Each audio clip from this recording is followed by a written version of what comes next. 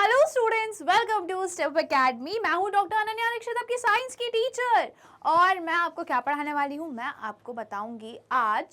हम आज नया चैप्टर स्टार्ट करने वाले हैं, बट उससे पहले मैं आपको बता दूं कि स्टेप अप एकेडमी का जो ऐप है उसकी लिंक आपको डिस्क्रिप्शन मिल जाएगी और आप डाउनलोड करके आपको बहुत सारी चीज़ें वहाँ पे मिलने वाली है, जैसे कि online classroom, doubt clearing session, live test series, personalised assistance, career counselling और भी बहुत कुछ।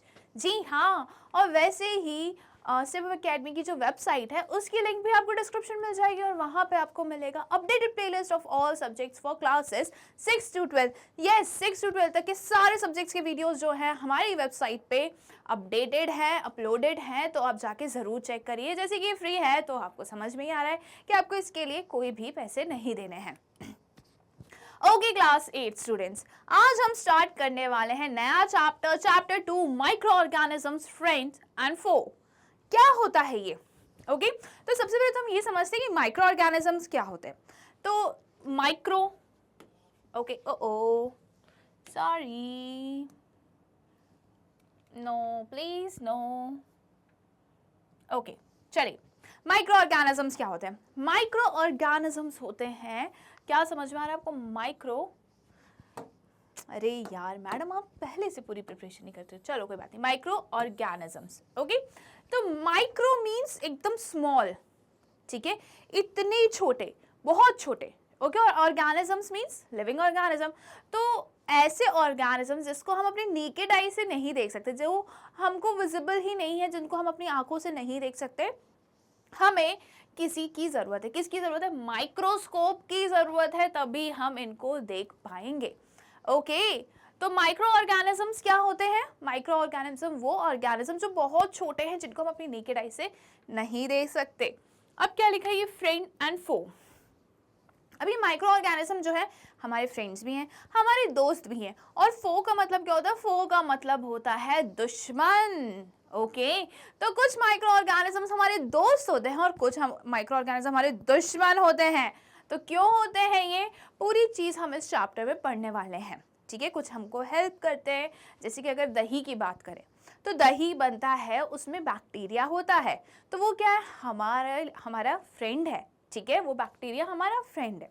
ओके वहीं जो माइक्रो ऑर्गेनिज्म हमें बीमार कर दे, है ना, जैसे टाइफाइड का हो गया, कलेरा का हो गया, सर्दी वाला हो गया, तो ये क्या है? ये हमारे दुश्मन है, क्योंकि इन्होंने हमको हार्म पहुंचाया है, राइट। जो हमें नुकसान पहुंचाए वो हमारा दुश्मन, जो हमारे लिए हेल्पफुल हो, जो हमारी केयर करता हो, वो friend.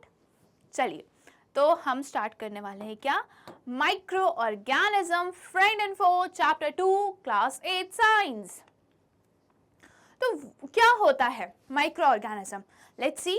Organisms too small to be seen with our naked eyes are called microorganisms or microbes. Okay? Organisms जो बहुत छोटे होते हैं, जिनको हम अपनी नेकेड आई से नहीं देख सकते, जिनको हम अपनी आंखों से नहीं देख सकते, ओके उनको हम क्या बोलते हैं? माइक्रो ऑर्गेनिजम्स बोलते हैं या माइक्रोब्स बोलते हैं। They can only be seen using microscope. इनको हम सिर्फ माइक्रोस्कोप की हेल्प से ही देख सकते हैं। Okay Microorganisms are found in a variety of habitats such as air, soil and water. Microorganisms जो है वो काफ़ी सारे हैबिटेट्स में मिलते हैं, ठीक है। एयर में भी मिलते हैं, मिट्टी में भी मिलते हैं, सॉइल में भी प्रेजेंट है, वाटर में भी प्रेजेंट है। Okay they can live and survive in extreme environments. अब ये जो है ना, ये एक्सट्रीम इन्वायरमेंट में भी रह सकते हैं, मतलब बहुत ठंड में भी रह सकते हैं, और जहाँ हॉट स्प्रिंग्स हो, जहाँ बहुत गर्मी हो, वहाँ पे भी माइक्रो ऑर्गेनिजम्स होते हैं। और जहाँ पे मार्शी लैंड्स हो, जहाँ पे बारिश मिट्टी, थोड़ा मॉइस्चर ज़्यादा हो, वो वाली जगह पे भी रहते हैं, ठीक है। From ice cold region to hot springs, from deserts to marshy lands, सब जगह जो है माइक्रो ऑर्गेनिजम्स प्रेजेंट है, माइक्रो ऑर्गेनिज्म होते हैं। ओके चलिए, okay Some microorganisms are useful to us in many ways. कुछ microorganisms होते हैं जो हमारे useful होते हैं, हमारे लिए useful होते हैं, हमारे friends होते हैं। Okay, they are called beneficial microbes और इनको हम क्या बोलते हैं? Beneficial microbes हम इनको बोलते हैं। Bacterium rhizobium helps in nitrogen fixation. Okay, तो ये हमने लास्ट चैप्टर में पढ़ा था कि जो बैक्टीरिया राइजोबियम होता है वो लेग्यूमिनस प्लांट्स के रूट्स में प्रेजेंट होता है और वो क्या करता है, एटमॉस्फेरिक नाइट्रोजन को फिक्स करता है, सॉइल में अवेलेबल करवाता है। ओके, ताकि प्लांट्स उसको यूज कर सके। तो ये जो बैक्टीरियम राइजोबियम है ये क्या है, ये यूजफुल है हमारे लिए।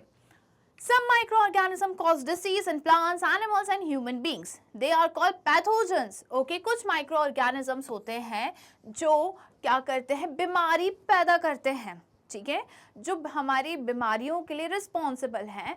ऐसे माइक्रो ऑर्गेनिज्म को हम क्या बोलते हैं, पैथोजेंस। पैथो का मतलब होता है डिसीज, अब नॉर्मल, ओके, और जन्स का मतलब होता है जर्म्स। तो डिसीज कॉजिंग ऑर्गेनिज्म में डिसीज कॉजिंग जर्म्स, जर्म्स तो डिसीज कॉज करते हैं। ओके, एग्जांपल क्या हो गया, एंथ्रेक्स बैसिलस कॉजेस एंथ्रेक्स इन एनिमल्स। एंथ्रेक्स बैसिलस जो होता है बैक्टीरिया है जो एनिमल्स में एंथ्रेक्स कॉज करता है। एंथ्रेक्स एक बीमारी होती है। Okay, Robert Hooke and Antony van Leeuwenhoek. Hooke ने एंटन क्या कह रहा था, discover the existence of microbes during the period 1665 to 1683। Okay, तो रॉबर्ट हुक ने और एंटनी वैन ल्यूवेन हुक ने क्या किया था, काफ़ी सारे माइक्रोब्स के एग्जिस्टेंस के बारे में बताया था।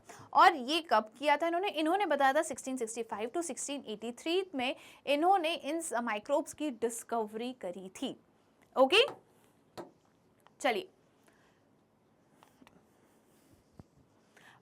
अब हम बात करते हैं बैक्टीरिया की। अब हम बात करते हैं टाइप्स ऑफ माइक्रो ऑर्गेनिजम्स की। तो सबसे पहले हम बात करते हैं bacteria. Found in any kind of environment from desert to polar region. अब ये कहाँ मिलते हैं, बैक्टीरिया जो होते हैं वो हमें हर जगह मिलते हैं, ठीक है, हर जगह, एवरीवेयर। अब वो चाहे डेजर्ट हो, ठीक है, एकदम गर्मी रेतीला जगह हो, या फिर पोलर रीजन हो। पोलर रीजन मतलब जहाँ पे बहुत स्नो, पूरा जो लैंड तो है ही नहीं, ठीक है, आइस लैंड है, मतलब जैसे कि वहां पे पूरी लैंड जो है सब कुछ किसमें कवर्ड है, आइस से कवर्ड है। Okay, bacteria single unicellular prokaryotic called micro organisms. Okay, bacteria के पास क्या होता है, सिंगल सेल होते हैं। जैसे हम हैं, ह्यूमंस है, ओके, हम क्या होते हैं, मल्टी सेलुलर होते हैं। कैसे मल्टी सेलुलर होते हैं, हमारे बॉडी में हम जो हैं बहुत सारे सेल से मिलके बने हुए हैं। ओके, बट बैक्टीरिया के पास सिर्फ एक ही सेल है। ओके, बैक्टीरिया के पास सिर्फ एक ही सेल है। देखो, जैसे मैं एक एग्जांपल दूं, राइट, कि हमारे हाथ में सेल्स प्रेजेंट होते हैं, फिर सेल्स का ग्रुप जो होता है उसे हम क्या बोलते हैं, टिश्यू। ओके, टिश्यू के ग्रुप को हम क्या बोलते हैं, ऑर्गन, राइट। तो जैसे अगर मैं ओरल कैविटी की बात करूं, तो जो टंग है वो डिफरेंट टिश्यू से बनी हुई है। तो टिश्यू का मतलब क्या, उसमें बहुत सारे सेल्स का ग्रुप है। टिश्यू को हमने बोला सेल्स के ग्रुप को, तो टंग में बहुत सारे सेल्स हैं, ठीक है, वो अलग टाइप के सेल से बने, अलग टाइप के टिश्यू से बने। वहीं अगर आप टंग से ऊपर की तरफ टच करोगे तो कुछ हार्ड सा आपको फील होता है, तो वो अलग टाइप के सेल से बने हैं, राइट। अगर हम टीथ की बात करेंगे तो वो अलग टाइप के सेल्स के बने हैं। अगर हम इनर चीक्स की बात करेंगे तो वो भी अलग टाइप के सेल से बने हैं। ओके, तो ये क्या होता है, हम जो हैं हम बहुत सारे सेल से मिलके बने हैं। बट बैक्टीरिया के पास सिर्फ एक ही सिंगल सेल है और ये क्या होते हैं, प्रोकैरियोट्स होते हैं। ओके, दो टाइप के ऑर्गेनिजम्स होते हैं, prokaryotes and eukaryotes. Prokaryotes and eukaryotes. Okay, pro means primitive, pro means primitive, मतलब प्रिमिटिव का मतलब होता है कि हिस्टोरिकली स्टार्टिंग जो है, अगर हम हिस्ट्री में जाके देखें तो स्टार्टिंग जो है इसी से हुई थी, सिंपलेस्ट फॉर्म से। Okay, simple. यू प्रोकैरियोट्स मतलब सिंपल, ओके, और यूकैरियोट्स मतलब उसमें बहुत कॉम्प्लेक्सिटी है। जैसे कि ह्यूमन बींग्स क्या है, यूकैरियोट्स है, बैक्टीरिया है प्रोकैरियोट्स। अब हम कॉम्प्लेक्स ऑर्गेनिज्म, हम कॉम्प्लेक्स ऑर्गेनिज्म क्यों है, क्योंकि हमारे पास हर एक फंक्शन करने के लिए अलग ऑर्गन है, अलग सिस्टम है। ओके, बट बैक्टीरिया के पास ना कोई ऑर्गन है, भाई उसके पास सेल्स ही नहीं है तो ऑर्गन कहाँ से, मतलब एक ही सेल है, ठीक है, टिश्यूज ही नहीं है तो ऑर्गन कहाँ से बनेगा। तो वो क्या एकदम सिंपल प्रोकैरियोट्स है। ओके, सिंपल ऑर्गेनिज्म है। और बेसिक डिफरेंस अगर मैं आपको बताऊं यूकैरियोट्स और प्रोकैरियोट्स में क्या होता है, तो मेरे को कहीं पे जगह चाहिए बनाने की कुछ।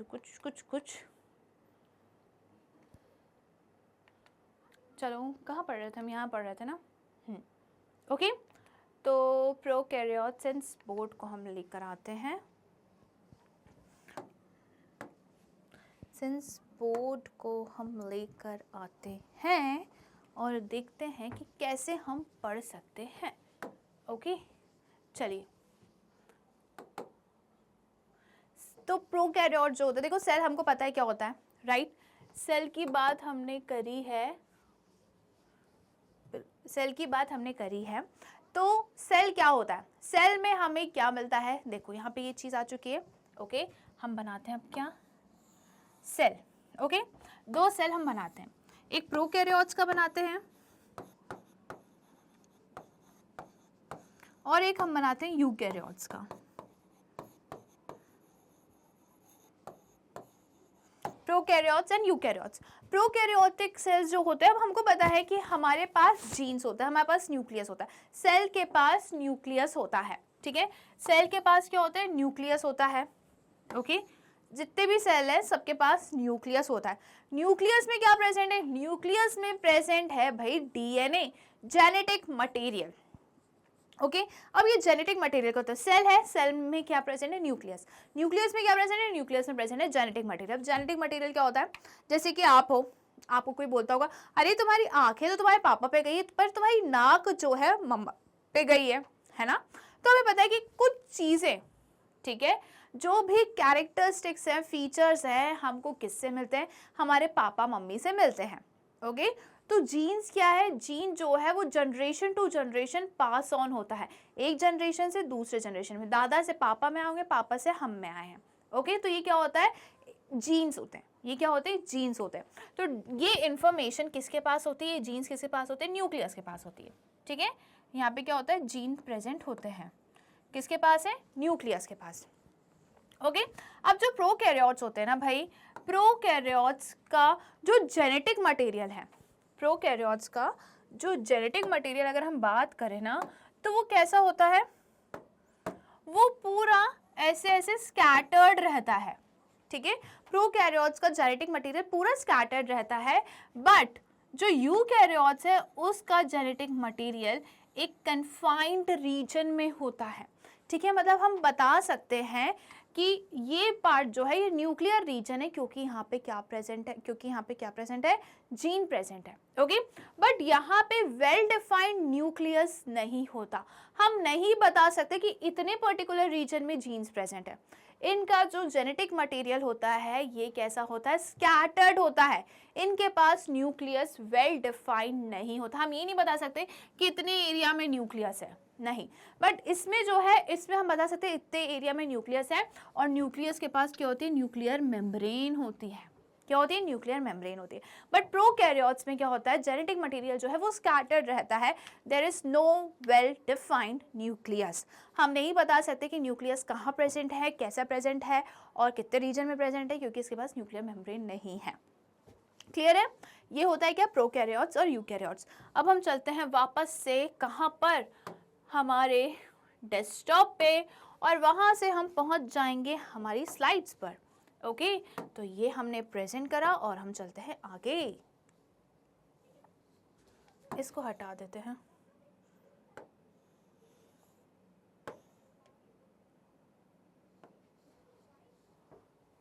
चलो इसको यहीं रहने देते हैं, राइट। अब क्या होता है, नाउ हम यहीं थे, प्रोकैरियोट्स हम पढ़ रहे थे, प्रोकैरियोट्स और यूकैरियोट्स हमने पढ़ लिया है, ठीक है। They have rigid defined cell wall like plant cell. अब प्लांट सेल के पास क्या होती है, एक सेल वॉल होती है, ठीक है। प्लांट सेल के पास क्या होती है, सेल वॉल होती है, और बैक्टीरिया की भी जो सेल होती है उसके पास भी क्या होता है, सेल वॉल होती है, जैसे प्लांट सेल के पास है। इसलिए जो क्लासिफाई किया गया है हमने ऑर्गेनिजम्स को क्लासिफाई किया प्लांट किंगडम और एनिमल किंगडम में, तो बैक्टीरिया के पास क्या है, सेल वॉल है। इसी कारण जो प्रीवियस क्लासिफिकेशन था, जो पहले क्लासिफाई किया गया था, बैक्टीरिया को प्लांट में रखा गया था, बट अब बैक्टीरिया को प्लांट से अलग कर दिया गया है। Okay, range in sizes from 0.2 to 10 mu. Okay, bacteria का साइज क्या होता है, 0.2 to 10 म्यू। इतना छोटा होता है ये। Bacteria can be seen under microscope which enlarges there image from 100 to 1000 times. Bacteria को हम माइक्रोस्कोप के अंदर देख सकते हैं, माइक्रोस्कोप से ही देख सकते हैं, और ये माइक्रोस्कोप जो होता है बैक्टीरिया के साइज को 10 टाइम्स लार्ज कर देता है, तभी तो हम देख पाते हैं, राइट? ओके, चलिए अब हम चलते हैं नेक्स्ट क्वेश्चन पे, सॉरी नॉट क्वेश्चन, देखते हैं आगे क्या है। Main type of bacteria according to their shape are, ठीक है। अब बैक्टीरिया को जो मेन है, जो इंपॉर्टेंट बैक्टीरियाज है, according to their shape, shape के बेसिस पे हमने कैटेगराइज किया है, ओके। तो क्या हो गया, कोकस। कोकस का मतलब क्या होता है, जिसका सर्कल शेप होता है, ओके, जिसका शेप कैसा है, सर्कल है। बेसिलस, बेसिलस जो रॉड शेप का होता है, ओके, बेसिलस, क्लियर। फिर क्या है, देन कम्स विब्रियो। विब्रियो का मतलब होता है कॉमा शेप्ड, ये क्या है, कॉमा शेप्ड है, okay. Then comes spirillum, spiral type का, स्पाइरला या फिर स्पाइरोचीट्स, ओके। ये सारे बैक्टीरियाज के शेप होते हैं। Bacteria can be of many shape, ठीक है, कोकस भी हो सकता है, बैसिलस भी होता है, विब्रियो भी होता है, स्पाइरलम भी होता है, spiral shape. Rhizobium and lactobacillus are example of bacteria, okay. अब राइजोबियम जो है और लैक्टोबैसिलस जो है वो काय का एग्जांपल है, बैक्टीरिया का एग्जांपल है। और बैक्टीरिया जो है वो एसेक्सुअली रिप्रोड्यूस करते हैं, ठीक है, बैक्टीरिया जो है एसेक्सुअली रिप्रोड्यूस करते हैं। रेस्पायर्स एरोबिकली एंड एनारोबिकली और एनारोबिकली। अब ये एरोबिकली भी रेस्पायर कर सकते हैं और एनारोबिक रेस्पिरेशन भी शो कर सकते हैं। अब इनका मतलब क्या है, एरोबिक और एनारोबिक का मतलब क्या होता है? सबसे पहले हम रेस्पायर का मतलब समझ लें, ठीक है। अब क्या होता है, देखो हमें पता है कि ऑक्सीजन हमारे लिए बहुत ज़रूरी है, बट क्यों ज़रूरी है ये तो पता करो भाई, क्यों ज़रूरी है ऑक्सीजन हमारे लिए? ऑक्सीजन हमारे लिए इसलिए ज़रूरी है क्योंकि ऑक्सीजन को क्या करना है, हमारी बॉडी में जब हम खाना खाते हैं ना, उसका डाइजेशन होता है, ओके। डाइजेशन होने के बाद न्यूट्रिएंट्स जो है वो हमारी बॉडी में स्टोर्ड रहते हैं, ठीक है। अब वो स्टोर्ड न्यूट्रिएंट से हमें क्या चाहिए, एनर्जी चाहिए। क्या चाहिए, एनर्जी। तो एनर्जी कैसे निकलेगी, ये जो ऑक्सीजन है जो हम अंदर लेते हैं, जो हमारे लिए बहुत ज़रूरी है, ये ऑक्सीजन जाके उस न्यूट्रिएंट को, जो स्टोर्ड न्यूट्रिएंट है, उसको ब्रेक करती है। उसको ब्रेक करेगी तो क्या होता है, एनर्जी रिलीज होती है, ओके। तो न्यूट्रिएंट क्या है, जैसे ग्लूकोज, हमारी बॉडी में ग्लूकोज स्टोर्ड है, ग्लूकोज को कौन तोड़ेगा, ऑक्सीजन तोड़ेगा, और क्या रिलीज होगी, एनर्जी रिलीज होगी। एनर्जी रिलीज होगी तो हमारी बॉडी में इतने फंक्शंस हो रहे हैं, तो इस एनर्जी को यूज करके हमारी बॉडी फंक्शन करती है, राइट। अब यहाँ पे क्या लिखा है, बैक्टीरिया जो लिखा है कि ये एरोबिकली और एनारोबिकली रेस्पायर करते हैं, ठीक है। ऐसे बैक्टीरिया जिनको ऑक्सीजन की जरूरत होती है वो क्या होते हैं, एरोब्स, ठीक है, वो एरोब्स होते हैं। और ऐसे बैक्टीरिया जिनको ऑक्सीजन की जरूरत नहीं होती है उनको हम बोलते हैं एनारोब्स, ओके। ऑक्सीजन की प्रेजेंट में एरोबिकली और ऑक्सीजन की एब्सेंस में, ऑक्सीजन की एब्सेंस में हम क्या बोलेंगे, anaerobically, clear, okay. Some bacteria are useful for humans while some can be harmful. अब कुछ बैक्टीरिया हमारे लिए यूजफुल होते हैं, जैसे मैंने बताया लैक्टोबैसिलस एंड राइजोबियम, जो हमारे लिए यूजफुल है, बट कुछ हमें हार्म भी करते हैं, कुछ हमें नुकसान भी पहुंचाते हैं। तो कुछ हमारे दोस्त होते हैं और कुछ हमारे जानी दुश्मन हो जाते हैं, जान के दुश्मन बन जाते हैं। चलिए, ठीक है, यहाँ पे बात हुई किसकी, बैक्टीरिया की। अब हम बात करते हैं वायरस की। Virus are also microscopic but are different from other microorganism. Virus जो है ये भी माइक्रोस्कोपिक है, इसको भी हम माइक्रोस्कोप से ही देख सकते हैं। आपको पता है एक बात, सबसे पहले डिस्कवर हुआ था बैक्टीरिया, और बैक्टीरिया के बाद सालों लग गए थे वायरस का पता लगाने में।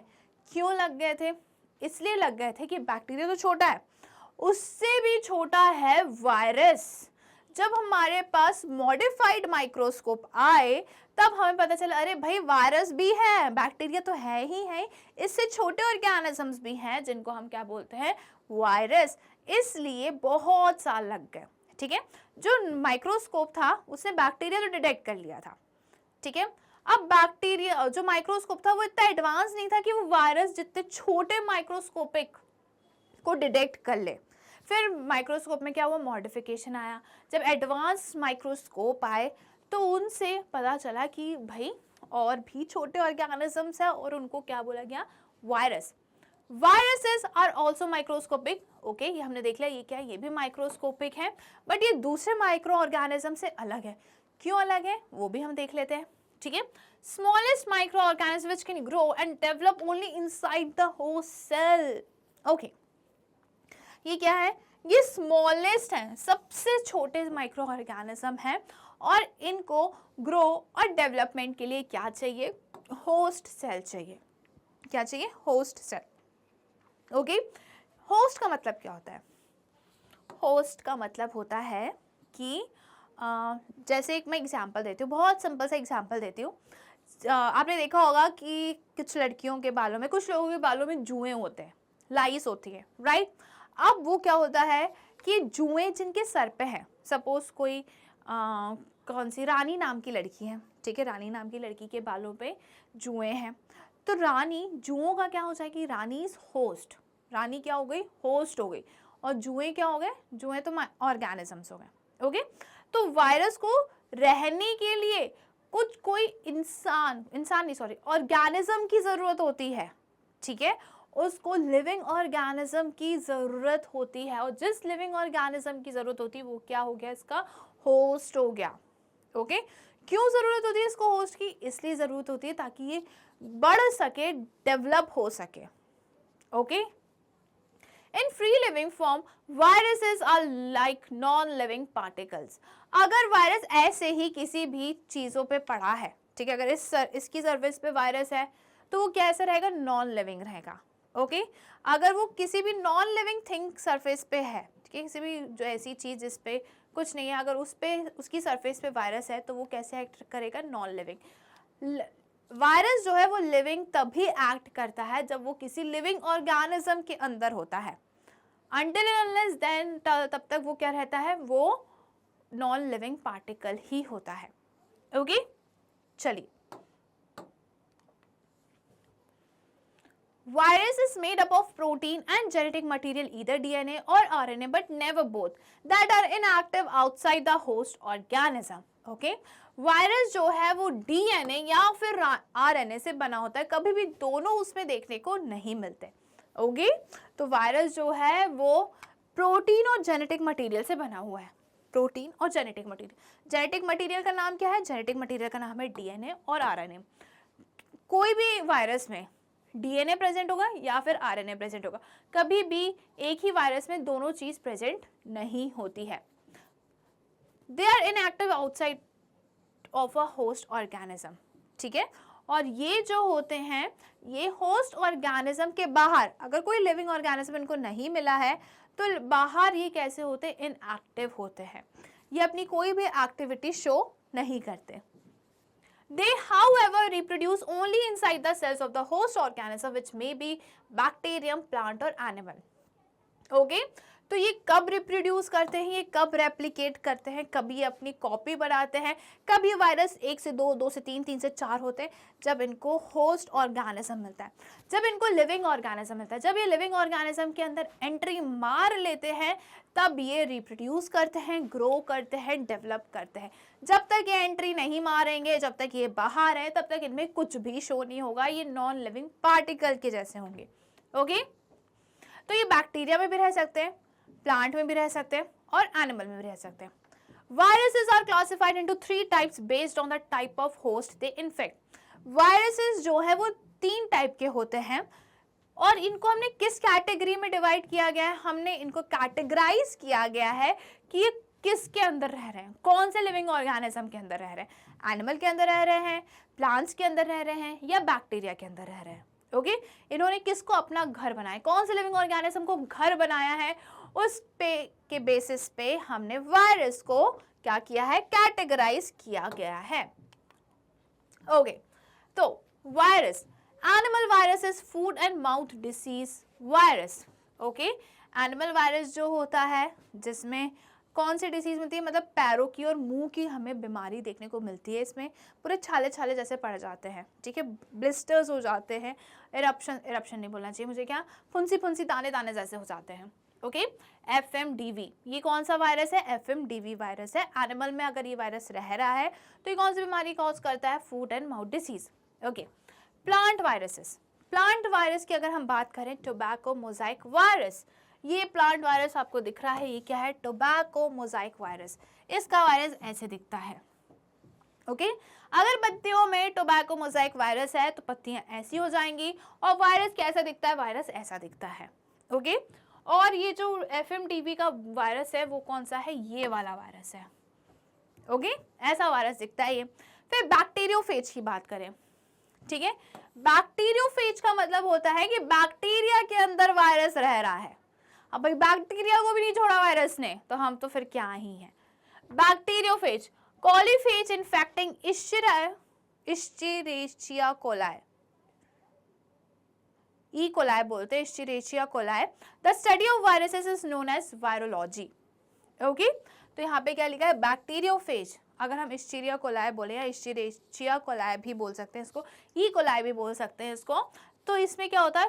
कॉलीफेज जो है वो वायरस है, वो किसको इन्फेक्ट कर रहा है? ई कोलाई बैक्टीरिया को इन्फेक्ट कर रहा है। ओके, ये वाला जो है एग्जाम्पल, ये बैक्टीरियोफेज का है। ओके, और जो वायरस की स्टडी होती है उसको हम क्या बोलते हैं? वायरोलॉजी। बैक्टीरिया की study bacteriology. That's simple, right? Now अब हम बात करते हैं एल्गी की। एल्गी क्या होता है? चलो एल्गी में बता देती हूँ सिंपल टर्म से। काई हम जिसे बोलते हैं ना, बारिश होती है तो बारिश में जगह जगह पे कुछ ग्रीन ग्रीन हमें दिखने लगता है, ठीक है, जहाँ पे ज़्यादा पानी होता है वहाँ पे ग्रीन दिखता है। अगर आप पानी के पास कहीं जाते हो, नदी जाते हो या डैम वगैरह के पास जाते हो, तो वहाँ के जो पानी के पास के जो पत्थर होते हैं वो कैसे होते? चिकने होते हैं, और उसमें ग्रीन ग्रीन पार्टिकल्स हमें दिखते हैं। तो वो क्या है? वो काई होती है, जिसे हम काई बोलते हैं। उसे को ही हम इंग्लिश में एल्गी बोलते हैं। क्या बोलते हैं? Algae. Algae are simple plant-like organism and have cell wall around them, cells just like plants have. Okay, algae जो है simple plant-like organism है, plant के जैसे ही ये होते हैं। जैसे प्लांट के पास सेल वॉल है, वैसे ही एल्गी के पास भी क्या है? सेल वॉल है। Okay, they possesses chlorophyll, that is when they can make their own food by photosynthesis. अब प्लांट्स के पास क्या है? प्लांट्स के पास क्लोरोफिल है, तो फोटोसिंथेसिस कर पा रहे। वैसे ही एल्गी के पास भी जो है क्लोरोफिल है, तो वो भी फोटोसिंथेसिस कर सकते हैं, करते हैं। Okay, they are usually found in water bodies such as ponds, lakes, rivers, hot springs, seas, also waste water. अब ये हमें ज़्यादातर कहाँ दिखते हैं? पानी के पास वाली जगह पे हमें ये दिखते हैं। तो पानी कहाँ होता है? पॉन्ड्स में होता है, लेक्स में होता है, हॉट स्प्रिंग्स में होता है, सीज और वेस्ट वाटर, सीवेज जो होता है उसमें भी हमें दिखता है। अरे हमारे घर में जो पाइप होता है, जैसे हम पेड़ पौधों में पानी डालते हैं या कूलर में पानी भरते हैं, तो उस पाइप में भी काई जम जाती है ना, उस पाइप में भी एल्गी प्रेजेंट होती है। चलिए, now algae are found where there is adequate moisture such as moist soil, rock surface is near waterfall. Algae जो है वो हमें कहाँ मिलती है? वो वहीं मिलती है जहाँ पे मॉइस्चर अच्छा खासा हो, ठीक है, अच्छा खासा मॉइस्चर होना चाहिए, तभी हमें एल्गी मिलेगी।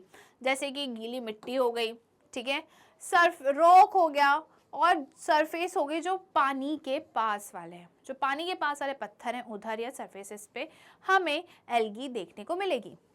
Algae can be either unicellular और मल्टीसेलुलर। एल्गी जो है वो यूनिसेलुलर भी हो सकती है, मल्टीसेलुलर भी हो सकती है। मतलब एल्गी के पास सिर्फ एक सेल भी हो सकता है और बहुत सारे सेल्स भी हो सकते हैं। Okay, Algae lack a well-defined body, so structures like roots, stems or leaves are absent. अब आपने जो काई है उसमें आपने देखा है कि उसके रूट्स होती हों या स्टेम होती हों या पत्ती होती हो? हमने तो नहीं देखा, सिर्फ वो पूरी हरी होती है ना। तो एल्गी के पास ये स्ट्रक्चर्स होते ही नहीं है, उसकी बॉडी वेल डिफाइंड नहीं होती। वेल डिफाइंड मतलब अगर कोई पेड़ है, प्लांट है, तो आप बता सकते हैं अच्छा ये पत्ती है, ये स्टेम है, ये रूट्स है, राइट। बट अगर हम उसका स्टेम रूट नहीं बता पाए तो वो वेल डिफाइंड नहीं है। तो एल्गी क्या है? वेल डिफाइंड स्ट्रक्चर उसके पास प्रेजेंट नहीं है। हम नहीं बता सकते कौन सी पत्ती है, कौन सी रूट है, कौन सी स्टेम है। ओके, उसके पास होती ही नहीं है, वेल डिफाइंड ऑर्गेनाइजेशन है ही नहीं उसका। चलिए,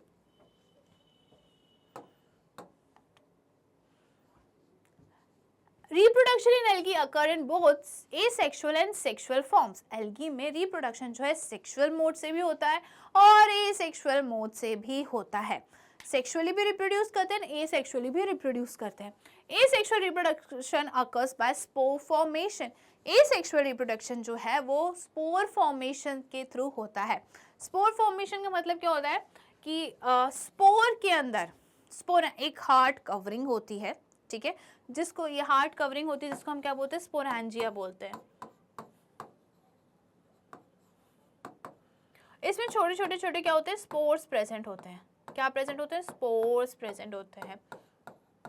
ओके, स्पोरेंजिया में स्पोर्स जो होते हैं वो मैच्योर होते हैं। स्पोरेंजिया में स्पोर्स जो होते हैं वो मैच्योर होते हैं। जब मैच्योर हो जाते हैं तो ये स्पोरेंजिया जो है, जो कवरिंग जो है, ये बर्स्ट हो जाती है और स्पोर्स रिलीज हो जाते हैं, ठीक है, एयर में, वाटर में ये रिलीज हो जाते हैं, ठीक है। जहाँ पे भी फिर ये लैंड करते हैं, जिस भी सरफेस पे ये लैंड करते हैं, अगर उनको अप्रोप्रिएट कंडीशन मिलती है, फेवरेबल कंडीशन मिलती है, तो वहाँ पे ये एक नया इंडिविजुअल बना लेते हैं, ठीक है, नई एल्गी बना लेते हैं। ये होता है क्या, स्पोर फॉर्मेशन। चलिए, algae are free living although some can form a symbiotic relationship with other organism. Algae जो है वो फ्री लिविंग तो है, बट वो किसी और ऑर्गेनिज्म के साथ सिम्बायोटिक रिलेशनशिप भी बना लेते हैं। अभी सिम्बायोटिक रिलेशनशिप क्या होता है, देखो, सिम्बायोटिक रिलेशनशिप में होता है कि जो एल्गी है वो किसी दूसरे ऑर्गेनिज्म के साथ रह रही है और रह के वो दोनों एक दूसरे से बहुत प्यार से मिलजुल के रह रहे हैं, एक दूसरे का काम कर रहे हैं, ठीक है, एक दूसरे को नुकसान नहीं पहुंचाते हैं, बट एक दूसरे की क्या करते हैं, हेल्प करते हैं। तो ऐसे एल्गी जो है वो दूसरे ऑर्गेनिज्म के साथ रहता है, उसकी एल्गी जो है वो सेकेंड ऑर्गेनिज्म की हेल्प करता है, सेकेंड ऑर्गेनिज्म जो है वो एल्गी की हेल्प करता है। ओके, इसको हम क्या बोलते हैं, सिम्बायोटिक रिलेशनशिप।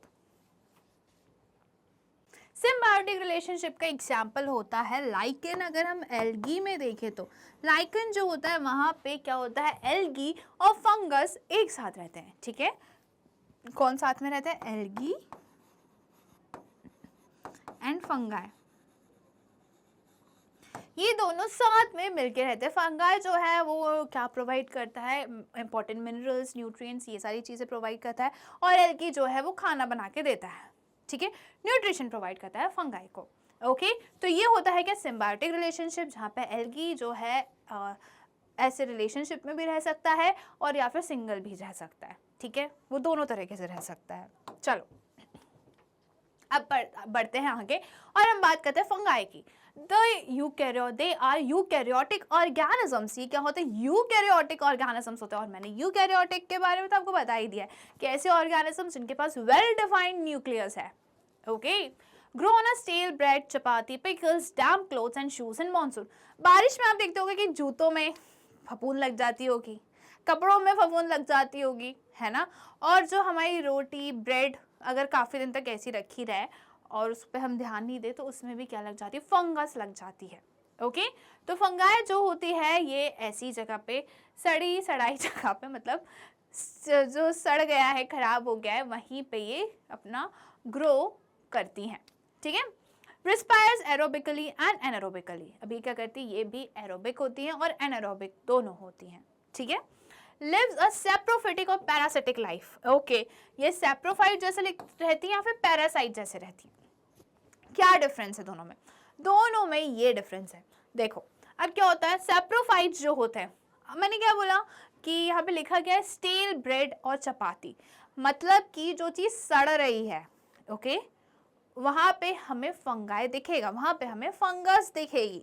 तो सेप्रोफाइट्स वो ऑर्गेनिजम्स होते हैं जो डेड एंड डिकेइंग से अपना न्यूट्रिशन लेते हैं, ठीक है, जो चीज़ मर गई है, जो चीज़ सड़ रही है, उससे अपना न्यूट्रिशन ये डिराइव करते हैं। बारिश के टाइम पे आप ज़्यादातर मशरूम वगैरह देखते हो, ठीक है, तो वो क्या होता है, वो सेप्रोफाइट्स होते हैं, क्योंकि प्लांट्स के जो पार्ट्स होते हैं, वेस्ट होते हैं, क्या स्टेम वगैरह, लीव्स वगैरह वो गिर जाती हैं, ओके, डेड प्लांट्स, उस पे कौन फीड करता है, उस पे सेप्रोफाइट्स फीड करते हैं। अगर डेड एनिमल्स भी होंगे तो उस पे कौन फीड करेंगे, सेप्रोफाइट्स। तो फंगाई जो होते हैं सेप्रोफाइट्स होते हैं जो डेड एंड डिकेइंग पे क्या करते हैं, फीड करते हैं।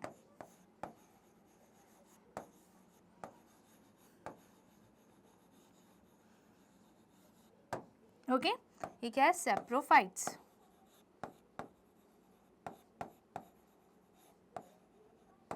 Now comes parasitic. अब पैरासाइट्स क्या होते हैं?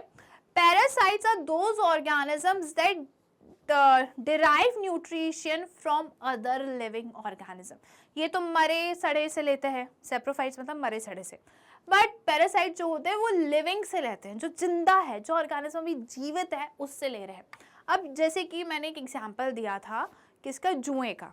ओके, जुएं जिसकी बॉडी पर है, बॉडी पे नहीं सॉरी हेयर पर है, जैसे रानी के सर पे जुएं थे, तो रानी क्या थी? होस्ट थी। और जुएं क्या थे? जुएं थे भाई पैरासाइट। वो क्या थे? पैरासाइट। तो फंगाई जो होती हैं वो सेप्रोफाइट्स भी हो सकती हैं और पैरासाइट भी होते हैं। पैरासाइट मतलब जो अपना न्यूट्रिशन लिविंग ऑर्गेनिज्म से डिराइव करें, या तो ये इनके अंदर रहेंगी या इनके ऊपर रहेंगी। ठीक है, अंदर या ऊपर, बॉडी के अंदर या बॉडी के ऊपर। Okay, mucor, rhizopus and aspergillus are example of fungi. ये सारे फंगस के एग्जाम्पल्स होते हैं। ठीक है, म्यूकर, राइजोपस, एस्परजिलस फंगाई के एग्जाम्पल्स है। चलिए अब हम चलते हैं आगे। Fungi are non green plants as they do not contain chlorophyll. Fungi जो होते हैं वो नॉन ग्रीन प्लांट्स होते हैं। ये दिख रहे हैं आपको, मशरूम जो होते हैं वो फंगस में ही आते हैं। ओके, तो ये कैसे होते हैं? नॉन ग्रीन प्लांट्स होते हैं, इनके पास क्लोरोफिल प्रेजेंट नहीं होता है, तो ये फोटोसिंथेसिस नहीं कर सकते। क्लोरोफिल नहीं है, फोटोसिंथेसिस नहीं कर सकते, तो अपने न्यूट्रिशन के लिए अभी हमने देखा दूसरे ऑर्गेनिज्म पर डिपेंडेंट होते हैं। Okay, they can not synthesize their own food. ये अपना खाना खुद नहीं बना सकते क्योंकि इनके पास क्लोरोफिल नहीं है। They have to depend for their food on others. Okay, इनको अपने खाने के लिए दूसरे ऑर्गेनिज्म पे डिपेंडेंट होना पड़ता है। Most fungi take their food from dead organic matter. Some live on other organism as parasite. काफी सारे फंगस जो होते हैं वो डेड ऑर्गेनिक मैटर से, ठीक है, जो चीज मर चुकी है, प्लांट एनिमल जो मर चुका है उस पे ये फीड करते हैं, उनसे ये अपना न्यूट्रिशन खाना डिराइव करते हैं। बाकी कुछ फंगाई जो होते हैं वो पैरासाइट की तरह जिंदगी जीते हैं, मतलब लिविंग ऑर्गेनिज्म की बॉडी पर या बॉडी के अंदर रहकर न्यूट्रिशन लेते हैं। ओके, यस, समझ में आ गया होगा अब तो आप लोग को। चलिए अब हम बात करते हैं प्रोटोजोआ की। प्रोटोजोआ क्या होता है? प्रोटोजोआ जो है ये भी यूनिसेलुलर एनिमल है। ठीक है, ये क्या? यूनिसेलुलर ऑर्गेनिज्म है। क्या है? यूनिसेलुलर ऑर्गेनिजम्स होते हैं ये। Some are free living, other are parasite. कुछ फ्री लिविंग होते हैं और कुछ पैरासाइट्स होते हैं। Several parasitic protozoans cause disease in human beings, domestic animals and plants. Okay, कुछ parasitic protozoans, ठीक है, पैरासाइट दिया है, ठीक है, ये कैसे होते हैं? पैरासाइट की तरह रहते हैं। तो ये क्या करते हैं? जानवरों में, इंसानों में, पेड़ों में बीमारी फैलाते हैं। ओके, यस, तो प्रोटोजोआ जो है यूनिसेलुलर ऑर्गेनिजम्स हैं और ये क्या करते हैं? ये फ्री लिविंग होते हैं, ये अकेले रह सकते हैं या फिर ये पैरासाइट की तरह रहते हैं। ओके, अभी एग्जांपल दिया था, समझाया भी था। और काफ़ी सारे कैसे होते हैं? इंसानों को, जानवरों को, पेड़ों में बीमारी फैलाते हैं। For example Plasmodium is a protozoa that cause malaria. Malaria तो मच्छर के काटने से होता है, फिर यहाँ पे कैसे लिखा है कि प्रोटोजोआ के कारण होता है? अरे भाई, मच्छर के काटने से तो होता है, पर मच्छर के मुंह में क्या होता है? मच्छर के मुंह में होता है प्रोटोजोआ, प्लाज्मोडियम। क्या होता है? एक तरीके का प्रोटोजोआ है जिसे हम क्या बोलते हैं? प्लाज्मोडियम, उसके मुंह में होता है। जब वो हमको काटने आता है तो वो अपने मुंह से प्रोटोजोआ को हमारे बॉडी में इंजेस्ट कर देता है, इन्फेस्ट कर, हाँ ठीक है, सॉरी इंजेस्ट नहीं, हमारी बॉडी में हाँ इंजेक्ट कर देता है, इंजेक्ट नॉट इंजेस्ट, इंजेक्ट कर देता है। ओके, तो क्या है? प्लाज्मोडियम जो है एक तरीके का पैरासाइट है जो जिसके कारण हमें मलेरिया होता है। पर मलेरिया तो मच्छर के काटने से होता था। जी हाँ, बिल्कुल मच्छर के काटने से होता है। मच्छर जो होता है वो कैरियर होता है, ठीक है। मच्छर के मुंह में प्लाज्मोडियम प्रोटोजोआ होता है, प्लाज्मोडियम पैरासाइट होता है। मच्छर जैसे ही हमें काटने आता है तो काटने के टाइम पे वो अपने माउथ से ये जो प्लाज्मोडियम है हमारी बॉडी में क्या कर देता है? इंजेक्ट कर देता है। ओके, तो इसलिए हम बोलते हैं मलेरिया जो है मच्छर के काटने से होता है। Amoeba, paramecium, plasmodium are example of protozoa. Amoeba जो है, पैरामीशियम जो है, प्लाज्मोडियम जो है, ये प्रोटोजोआ के एग्जाम्पल्स होते हैं। ये सारे यूनिसेलुलर है। ये जो हमें चप्पल शेप का दिख रहा है, ये क्या है? Paramecium. This is paramecium. Okay, ये हमें दिख रहा है, दिस इज अमीबा। और यहाँ पे जो इल्ली टाइप का दिख रहा है, ये क्या है? ये है Plasmodium. Okay, Plasmodium parasite, malarial parasite बोलते हैं हम इनको। Amoeba has an irregular shape. Amoeba का ना कोई शेप नहीं होता है। ओके, उसका कोई शेप नहीं है, वो अपना शेप बदलता रहता है। जैसे अदरक का कोई शेप नहीं होता ना, वो हमें आड़ा टेढ़ा, इंगड़ा बिंगड़ा कैसे भी दिख जाता है। ठीक है, इंगड़ा बिंगड़ा नहीं, सॉरी, आड़ा टेढ़ा कैसे भी मिल जाता है ना। तो वैसे ही अमीबा का जो शेप है वो भी फिक्स्ड नहीं है, वो भी अपना शेप चेंज करता रहता है। लोकोमोशन अकर थ्रू सूडोपोडिया। लोकोमोशन मतलब मूवमेंट। लोकोमोशन का मतलब है मूवमेंट। अमीबा मूवमेंट शो करता है सूडोपोडिया के थ्रू। ओहो, यहाँ पे तो प्लाज्मोडियम का लगा है, चलो कोई बात नहीं। ओके, अमीबा की पिक्चर थोड़ी यहाँ वहाँ हो जाती है। तो ये जो है ये अमीबा है, और अमीबा के ये फॉल्स स्वीट लाइक स्ट्रक्चर आपको दिख रहा है। ये क्या है? सूडोपोड्स। ये क्या है? सूडोपोड्स। सूडो का मतलब होता है फॉल्स, एंड पोड्स का मतलब होता है फीड। ओके, तो ये लोकोमोशन कैसे करते हैं? सूडोपोडिया की हेल्प से करते हैं। मतलब ये परमानेंट नहीं होते, ये टेम्पररी होते हैं। Pseudo, false feet. फीट जैसे दिखते हैं ये, बट एक्चुअल में फीट नहीं होते हैं। ओके, क्लियर है? चलिए, paramecium slipper shaped, it has numerous cilia for cilia for locomotion. अब हमने देखा था कि पैरामीशियम के पास क्या है? ये चप्पल के शेप का है, स्लीपर के शेप का है ना। और इसके आजू बाजू आपको हेयर लाइक स्ट्रक्चर दिख रहा होगा। तो ये क्या होता है? ये सीलिया होता है। इसको हम क्या बोलते हैं? सीलिया। और सीलिया की हेल्प से लोकोमोशन यानी कि मूवमेंट पैरामीशियम शो करते हैं। ओके, बराबर। चलिए, अब हम बात करते हैं प्लाज्मोडियम की। Plasmodium is a protozoan living a parasitic life. It is responsible for the spread of malaria. Plasmodium जो होता है ये पैरासिटिक लाइफ जी रहा है। पैरासिटिक लाइफ कैसे जी रहा है ये? क्योंकि ये हमारी बॉडी के अंदर रह रहा है ना, हमारी बॉडी के अंदर हमको नुकसान पहुंचा रहा है और हमसे ही न्यूट्रिशन ले रहा है। तो ये क्या हुआ? पैरासाइट हुआ। ओके, फिर क्या लिखा है? ये मलेरिया फैलाने के लिए रिस्पॉन्सिबल होता है। Amoeba, paramecium, plasmodium are example of protozoa. Okay, amoeba जो है और पैरामीशियम जो है, प्लाज्मोडियम जो है, प्रोटोजोआ के एग्जाम्पल्स हैं।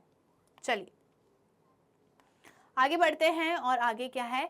Where do micro organisms live. अब ये माइक्रो ऑर्गेनिज्म रहते कहाँ है वो हमें बताना है। अब हमको पता है कि माइक्रो ऑर्गेनिज्म जो है वो हर जगह रहते हैं। माइक्रो ऑर्गेनिज्म सब जगह प्रेजेंट होते हैं। ठीक है, एवरीवेयर। माइक्रो ऑर्गेनिज्म में भी single cell like bacteria, algae and protozoa, और multicellular such as many algae and fungi. Okay, तो माइक्रो ऑर्गेनिज्म जो है वो क्या हो सकते हैं? सिंगल सेल्ड भी हो सकते हैं, मतलब एक सेल पर प्रेजेंट है वो भी माइक्रो ऑर्गेनिज्म है। जैसे कि बैक्टीरिया हो गए, एल्गी हो गया एंड प्रोटोजोआ हो गया। ओके, और मल्टी सेलुलर भी होते हैं जैसे कि एल्गी एंड फंगाई। ओके, बहुत सारे सेल्स प्रेजेंट है। They live in all types of environment. ये जो है ये हर टाइप के एनवायरनमेंट में रहते हैं, ये हर टाइप की कंडीशंस में रहते हैं, ये हर टाइप की क्लाइमेटिक कंडीशंस में रहते हैं। चाहे कितनी गर्मी पड़ जाए माइक्रो ऑर्गेनिज्म मिल जाएगा, चाहे कितनी बारिश हो जाए माइक्रो ऑर्गेनिज्म मिल जाएगा, चाहे कितनी ठंड पड़ जाए, कितनी बर्फ गिर जाए, स्नोफॉल हो जाए, हमें माइक्रो ऑर्गेनिज्म हर जगह मिलते हैं। Okay, they live in all type of environment ranging from ice cold climate to hot springs and desert to marshy lands. Okay, तो ये जो वो है क्या है? माइक्रो ऑर्गेनिजम्स है, ये सब जगह है। ठीक है, ठंड वाली जगह पे भी, गर्म वाली जगह पे भी, और जहाँ पे दिन रात बारिश होती है वहाँ पे भी प्रेजेंट है। They are also found inside the bodies of animals including humans. ये हमारी बॉडी के अंदर भी प्रेजेंट होता है। हमारा जो गट पेट वाला रीजन होता है ना, वहाँ पे भी बैक्टीरिया प्रेजेंट होता है। ओके, तो ह्यूमन बींग्स में भी प्रेजेंट होते हैं, एनिमल्स में भी प्रेजेंट होते हैं। सब micro organism grow on other organism while other exist freely. कुछ माइक्रो ऑर्गेनिज्म होते हैं जो दूसरे माइक्रो ऑर्गेनिज्म के अंदर रहते हैं, जैसे कि virus, bacteria, okay, protozoa, Plasmodium. Okay, तो ये वायरस माइक्रो ऑर्गेनिज्म जो है या तो वो अकेले रह लेंगे, हमें किसी से मतलब नहीं है, हम अकेले अपना जीवन रह सकते हैं, बट कुछ होते हैं कि नहीं, हमें एक्सप्लोर करना है, हमें दूसरों की बॉडी में जाके रहना है, तो वो ऐसे भी रह सकते हैं। ओके, अकेले भी रह सकते हैं या एक्सप्लोर वाले कर रहे होंगे, ट्रैवलर होंगे, तो दूसरों की बॉडी में उनको रहना पसंद होगा। ओके, चलिए फिर क्या लिखा है, माइक्रो ऑर्गेनिज्म एंड अस। हम बात करते हैं कि माइक्रो ऑर्गेनिज्म और हम, हमारे बारे में, कि वो हमारे लिए कैसे यूज़फुल है, कैसे हार्मफुल है, उसके बारे में। तो सबसे पहले तो यूज़फुल ही देख लेते हैं, हमारे फ्रेंड्स कैसे, हमारे दोस्त कैसे, हमें क्यों उनसे हाथ मिला के रखना चाहिए। तो इंक्रीजिंग सॉइल फर्टिलिटी, ये हमारी सॉइल फर्टिलिटी को इंक्रीज करते हैं। क्रॉप प्रोडक्शन में मैंने बहुत बार सॉइल फर्टिलिटी के बारे में बताया है। Okay, some bacteria and fungi act as decomposers and decompose dead and decaying matter and help in recycling nutrients back to the soil. कुछ ऑर्गेनिजम्स होते हैं, बैक्टीरिया, फंगाई जैसे ही क्या करते हैं, डिकम्पोज करने का काम करते हैं। डिकम्पोज करने का काम मतलब कि ये क्या करते हैं, ये जो ऑर्गेनिक मैटर्स हैं, जो एनिमल वेस्ट है, प्लांट वेस्ट है और वेजिटेबल पील्स वगैरह, इन सब को क्या करते हैं, इनको ब्रेक डाउन करते हैं, डिकम्पोज करते हैं। फिर इनसे जो भी न्यूट्रिशन है इसको वापस कहाँ ले जाते हैं, सॉइल में लेकर आते हैं। ठीक है, ये वापस इन न्यूट्रिएंट्स को रिसाइकल कर देते हैं सॉइल में। ओके, तो इससे सॉइल की जो फर्टिलिटी है वो बढ़ जाती है, सॉइल में वापस क्या आ गए, न्यूट्रिएंट्स आ गए। नाउ अब हम बात करते हैं cleaning the environment. Microorganisms decompose complex organic matter such as waste of vegetables, fruits, plants and animals and convert them into simpler substances, thereby cleaning the environment. अब microorganisms जो होते हैं वो क्या करते हैं, वो complex substances को convert करते हैं simple में। ओके, complex substances को वो simple में सब convert करते हैं। अब आपने देखा होगा कि जैसे ये रानी जो है ये क्या कर रही है, कचरे को कहाँ डाल रही है, ऑर्गेनिक वेस्ट में डाल रही है। उसने एप्पल खा रही है और उसने कहाँ डालेगी है, ऑर्गेनिक वेस्ट में। ऑर्गेनिक वेस्ट में क्या होगा कि जितने भी माइक्रो ऑर्गेनिज्म है वो इसको क्या करेंगे, डिकम्पोज करेंगे। ठीक है, जितने भी माइक्रो ऑर्गेनिज्म है वो डिकम्पोज करके उसको कन्वर्ट कर देते हैं किसमें, हाईली न्यूट्रिशियस मैन्योर्स में। ओके, हमने क्रॉप प्रोडक्शन एंड मैनेजमेंट में पढ़ा था, उसमें कन्वर्ट कर देते हैं। तो इस तरह से ही क्या करते हैं, इन्वायरमेंट को साफ रखने का काम भी करते हैं। ठीक है, क्या होता है कि अगर डेड प्लांट्स और एनिमल्स अगर इनको डिकम्पोज नहीं किया जाएगा, ओके, तो ये जो डेड बॉडीज हैं ये तो बढ़ती जाएंगी, इन्वायरमेंट में कलेक्ट होती ही रहेंगी और इसके कारण क्या हो सकता है, इसके कारण पोल्यूशन हो सकता है, हमारे पास स्पेस की कमी हो सकती है, राइट। इसलिए माइक्रो ऑर्गेनिज्म जो होते हैं वो क्या करते हैं, डिकम्पोज का काम करते हैं, डेड डिकेइंग को जो है उसको, वेस्ट को जो है उसको डिकम्पोज करते हैं। ठीक है, और ऐसे हमारे इन्वायरमेंट को, ये सराउंडिंग को क्लीन रखते हैं। Now comes retting of fibres. Retting of fibres का मतलब फाइबर्स, नॉट फायर्स, फाइबर्स का मतलब क्या होता है कि हमें स्टेम से, प्लांट से हमें फाइबर्स को अलग करना है, उसको हम क्या बोलते हैं, rating of fibres. Some bacteria carry out the process of loosening of fibers of plants by rotting, also called ratting. Okay? तो कुछ बैक्टीरिया की मदद से हम प्लांट से फाइबर्स को एक्सट्रैक्ट करते हैं, अलग निकालते हैं। ठीक है, और उस प्रोसेस को हम क्या बोलते हैं, रैटिंग या फिर रॉटिंग। अब हम बात करते हैं टैनिंग ऑफ लेदर। लेदर पता है उस एनिमल्स के स्किन से बना हुआ होता है, राइट। तो अब लेदर जो है वो स्किन से बना है, स्किन को ही, ठीक है, एनिमल स्किन को ही क्या करते हैं, उसको यूज़ करते हैं और उससे उसके बैग्स आते हैं, वॉलेट्स आते हैं, उसके क्या बेल्ट्स आते हैं, काफ़ी सारी चीज़ें, लेदर की जैकेट्स भी आती हैं। तो बट हमें वो स्किन टाइप का फील तो नहीं होता, हमें अच्छा फील होता है वो लेदर को छू के, राइट। तो वो लेदर को बैक्टीरिया जो होते हैं वो क्या करते हैं, स्किन को लेदर में कन्वर्ट करते हैं, जिससे हम बोलते हैं टैनिंग ऑफ लेदर। वो बैक्टीरिया क्या करते हैं, स्किन को लेदर में कैसे कन्वर्ट करते हैं, अब वो कोई जगह नहीं छोड़ते कि उस पर कोई माइक्रो ऑर्गेनिज्म फीड कर सके। लेदर हमें पता है कि स्किन से बना है, ठीक है, जानवरों की स्किन से बना है, तो उसमें तो बहुत सारे कीड़े मकोड़े होने चाहिए, बदबू आनी चाहिए, बट ऐसा नहीं होता। क्यों नहीं होता, because of this tanning process. Okay, during tanning the bacteria attack the skin of animals. Tanning के टाइम पे क्या होता है, बैक्टीरिया जो है एनिमल्स की स्किन को अटैक करती हैं। The protein structure of the skin undergoes a permanent alteration. Okay, जो स्किन का प्रोटीन स्ट्रक्चर होता है उसमें परमानेंट चेंजेस आ जाते हैं। ऑल्टरेशन मतलब परमानेंट चेंजेस, ऑल्टरेशन मतलब चेंज करना, ठीक है, चेंज आ जाते हैं। They makes them soft and pliable and the skin is converted into leather. Okay, ये बैक्टीरिया जो होते हैं स्किन को सॉफ्ट बनाते हैं, ठीक है, सॉरी, लेदर को सॉफ्ट बनाते हैं, यूज करने के लिए बनाते हैं, और ऐसा बनाते हैं कि अब कोई भी ऑर्गेनिज्म उस पर अटैक ना कर सकते।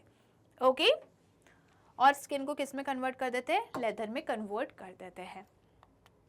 Now comes food industry.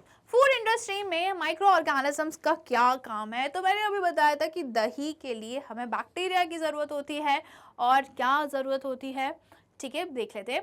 East helps in the commercial production of beer, wine and other alcoholic drink by fermenting fruit juice, malted grains और मोलासेस। ओके, ईस्ट जो है वो माइक्रो ऑर्गेनिज्म है, वो भी सेप्रोफाइट्स में ही आता है। वो क्या करता है, वो बियर प्रोडक्शन, वाइन प्रोडक्शन, दारू वारू के प्रोडक्शन के लिए ये यूज़ होता है। अल्कोहलिक इंडस्ट्रीज में ईस्ट को यूज़ किया जाता है। ये क्या करता है, फ्रूट्स जो हैं, फ्रूट जूसेस जो हैं, इनको कन्वर्ट करता है किसमें, अल्कोहल्स में। Okay, then comes yeast is often used in the baking industry for making breads, pastries and cakes. Okay, yeast जो है ज़्यादातर बेकिंग इंडस्ट्री में भी यूज़ होता है। जो हम पिज़्ज़ा का बेस बनाते हैं ना, उसमें भी हम क्या डालते हैं, ईस्ट डालते हैं, ताकि वो डो जो है वो फूल जाए। ओके, डो को थोड़ी देर रख देते हैं ईस्ट डाल के, तो वो डो जो होता है ना वो फूल जाता है।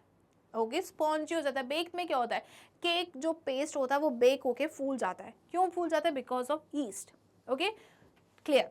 Bacteria find application in the making of curd. हमने यहाँ पे देखा था कि कर्ड में क्या प्रेजेंट होता है, लैक्टोबैसिलस एसिडोफिलस। ओके, ये बैक्टीरिया होता है जो दूध को दही में कन्वर्ट करता है।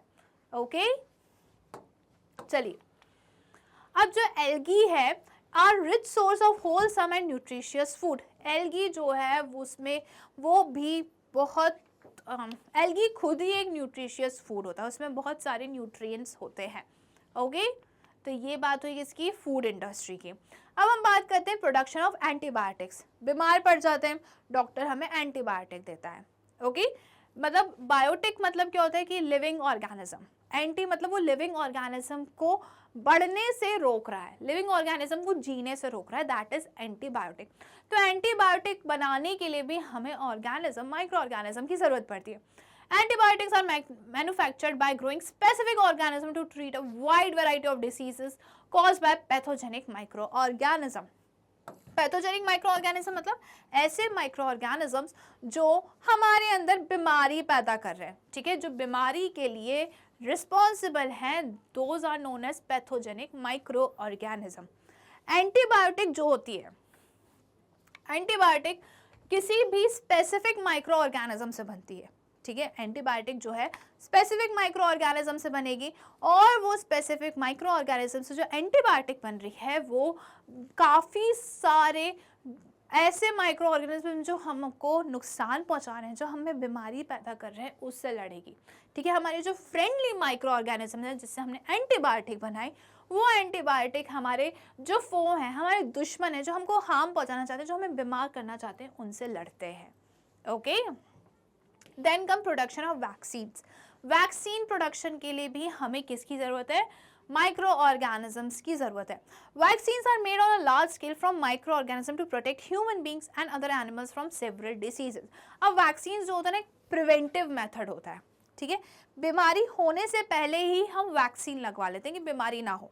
क्यों लगवा लेते हैं, क्योंकि वैक्सीन में ना माइक्रो ऑर्गेनिज्म होता है, और वो माइक्रो ऑर्गेनिज्म जो है ना, वो थोड़ा उसकी जो पावर होती है ना, वो कम कर देते हैं हम, ठीक है, उसकी पावर हम कम कर देते हैं और इंसान में इंट्रोड्यूस करते हैं। इंसान हो या जानवर हो, जिसमें भी हमें लगाना हो उसको हम लगा देते हैं, ठीक है। अब वैक्सीन जो है उसमें माइक्रो ऑर्गेनिज्म है, वो जब हमारी बॉडी में जाते हैं तो उस माइक्रो ऑर्गेनिज्म के अगेंस्ट हमारी बॉडी में क्या बन जाती हैं, एंटीबॉडीज बन जाती हैं। क्या बन जाती है, एंटीबॉडीज। फिर जब कभी भी अगर कोई बीमारी आएगी, जैसे वही पर्टिकुलर बीमारी, जैसे कोविड की वैक्सीन लग रही थी, ओके, कोविड की वैक्सीन लग रही थी, तो उसमें क्या हो रहा था कि हम कोविड का ही कुछ किल्ड वायरस जो था वो हम अपनी बॉडी में इंजेक्ट करवा रहे थे, इंजेक्ट करवा रहे थे। तो उससे क्या हो रहा था कि कोविड वायरस जो है वो हमारी बॉडी में प्रेजेंट है, आ गया है, तो वो तो क्या है, बाहर का है, फॉरेन है, तो हमारी बॉडी उससे लड़ने चली जाएगी। लड़ने के लिए वो कुछ बनाती है, ठीक है, वो ऐसे ही नहीं लड़ने चली जाती, लड़ने के लिए वो कुछ सब्सटेंसेस बनाती है जिससे हम क्या बोलते हैं, एंटीबॉडीज, जिसे हम क्या बोलते हैं, एंटीबॉडीज। ओके, ये एंटीबॉडीज, अब क्या हुआ, वैक्सीन लगाई, वैक्सीन ने ट्रिगर किया इम्यून सिस्टम को, इम्यून सिस्टम ने क्या रख दिया, एंटीबॉडीज बना के रख दी। ओके, अब जब एक्चुअल में कोरोना वायरस हमारी बॉडी में आएगा तो हमारी बॉडी के पास तो एंटीबॉडीज पहले से ही प्रेजेंट है, तो एंटीबॉडीज जाके कोरोना वायरस जैसे अंदर आएगा तो बोलेगा अरे मैं तो यहाँ बैठा हूँ, तू वापस कैसे आ गया, चल निकल। ओके, तो वैक्सीन जो होती है वो बीमारी होने से पहले ही हम उसको लगा देते हैं, ठीक है, ताकि बीमारी आए हमारी बॉडी में एंटर हो तो हमारी बॉडी में एंटीबॉडीज रहे और एंटीबॉडीज जो हैं वो उससे लड़ लें। क्लियर है? चलिए, नाउ कम्स व्हाट, आगे बढ़ो भाई। हाँ, अब हम बात करते हैं हार्मफुल माइक्रो ऑर्गेनिजम्स की। हमने अभी फ्रेंड्स की बात कर ली, कैसे कौन से ऑर्गेनिजम्स, माइक्रो ऑर्गेनिजम्स हैं जो हमारे दोस्त हैं। अब हम बात करते हैं हमारे दुश्मन माइक्रो ऑर्गेनिजम्स की, फो की। Micro organisms are harmful in many ways, बहुत सारे तरीकों से माइक्रो ऑर्गेनिज्म जो है वो हमारे क्या है, दुश्मन है। Some of the microorganisms cause diseases in human beings, plants and animals. ये क्या करते हैं, हमें बीमार करते हैं, जानवरों को बीमार करते हैं, प्लांट्स को बीमार करते हैं। Such disease causing microorganisms are called pathogens, और ऐसे disease causing microorganism को हम क्या बोलते हैं, pathogens। पैथोस मतलब disease और gens मतलब germs। ओके, फिर क्या है, अब हम बात करते हैं कम्युनिकेबल डिसीजेस की, कि कम्युनिकेबल डिसीजेस होता क्या है। Microbial diseases which can spread from an infected person to a healthy person through air, water, food, physical contact or through vectors are called communicable diseases. Communicable diseases, okay, communicable मतलब एक इंसान से दूसरे इंसान में फैल रही है, ठीक है, या फिर हमें ये किससे फैल रही है, वैक्टर से फैल रही है, जानवरों से फैल रही है। मतलब एक लिविंग ऑर्गेनिज्म से दूसरे लिविंग ऑर्गेनिज्म में अगर कोई बीमारी फैल रही है तो क्या होती है, कम्युनिकेबल डिसीजेस। ओके, जैसे सर्दी खांसी होती है तो वो एक इंसान से दूसरे इंसान में फैलती है, और कुछ ऐसी बीमारियां भी होती है जो एनिमल्स से ह्यूमंस में आती है, ह्यूमन से एनिमल्स में जाती है। ओके, ऐसी सारी बीमारियों को हम क्या बोलते हैं, कम्युनिकेबल डिसीजेस। और नॉन कम्युनिकेबल जो ऐसे स्प्रेड नहीं होती, तो जैसे कि क्या हो गया, डायबिटीज़ हो गया, बीपी हो गया, blood pressure, high blood pressure जिसे हम हाइपरटेंशन बोलते हैं, हाई ब्लड प्रेशर हो गया, डायबिटीज़ हो गया, कैंसर हो गया, ये नॉन कम्युनिकेबल डिसीजेस में आता है। ऐसा नहीं होता कि कैंसर पेशेंट के पास हम पहुंचेंगे या डायबिटिक पेशेंट के पास हम जाएंगे तो वो हमको भी लग जाएगी, ऐसा नहीं होता है। बट कम्युनिकेबल डिसीजेस जो होती हैं वो एक इंसान से दूसरे इंसान में फैलती है, एक लिविंग ऑर्गेनिज्म से दूसरे लिविंग ऑर्गेनिज्म में फैलने को हम क्या बोलते हैं, कम्युनिकेबल डिसीजेस। ओके, और ये कैसे फैलती है, पानी से फैल सकती है, खाने से फैल सकती है, फिजिकल कांटेक्ट से फैल सकती है, और वैक्टर्स से भी फैल सकती है। वैक्टर्स मतलब कि मच्छर, मक्खियाँ, इन सब से अगर कोई बीमारी फैलती है तो वो हम वैक्टर बॉर्न डिसीजेस बोलते हैं, ठीक है। चलिए, एग्जाम्पल क्या हो गया इसका, ट्यूबरक्यूलोसिस। ट्यूबरक्यूलोसिस जो होता है वो कम्युनिकेबल डिसीजेस होती हैं। The insect or other animals which transmit disease causing microorganisms to humans without themselves getting infected are called carriers. अब कुछ होते हैं कैरियर्स, ओके, वो उनमें वो बीमारी का कोई लेना देना नहीं है, ठीक है, वो कोई साइन और सिम्टम्स भी शो नहीं करेंगे, पर अगर वो जानवर से, किसी जानवर से बीमारी हम इंसान को लग जाती है और हम बीमार हो जाते हैं, वो भी कम्युनिकेबल डिसीजेस आती हैं, बट वो जानवर और वो इंसेक्ट में कोई असर नहीं दिख रहा है तो वो क्या हो जाता है, कैरियर हो जाता है। वो क्या हो जाते हैं, कैरियर, सिर्फ ये कैरी कर रहे हैं, इसमें हमें इन ऑर्गेनिज्म में हमें साइन और सिम्टम्स नहीं देखने को मिलते बीमारियों के, ठीक है। जैसे कि house fly and mosquito, okay, example क्या हो गया, हाउस फ्लाई और मॉस्किटो जो होते हैं वो एग्जाम्पल होते हैं कि ये ट्रांसफ़र कर रहे हैं, बट इनमें कुछ भी हमें बीमारी का, उस पर्टिकुलर बीमारी का असर नहीं दिख रहा है। ओके, चलिए अब क्या है, some common human diseases caused by micro organism. अब हम कुछ ऐसी कॉमन डिसीजेस के बारे में पढ़ते हैं। No no no no not clear.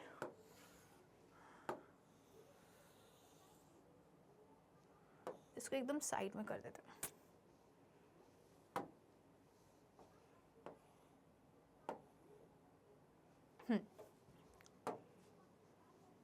Okay, ठीक है।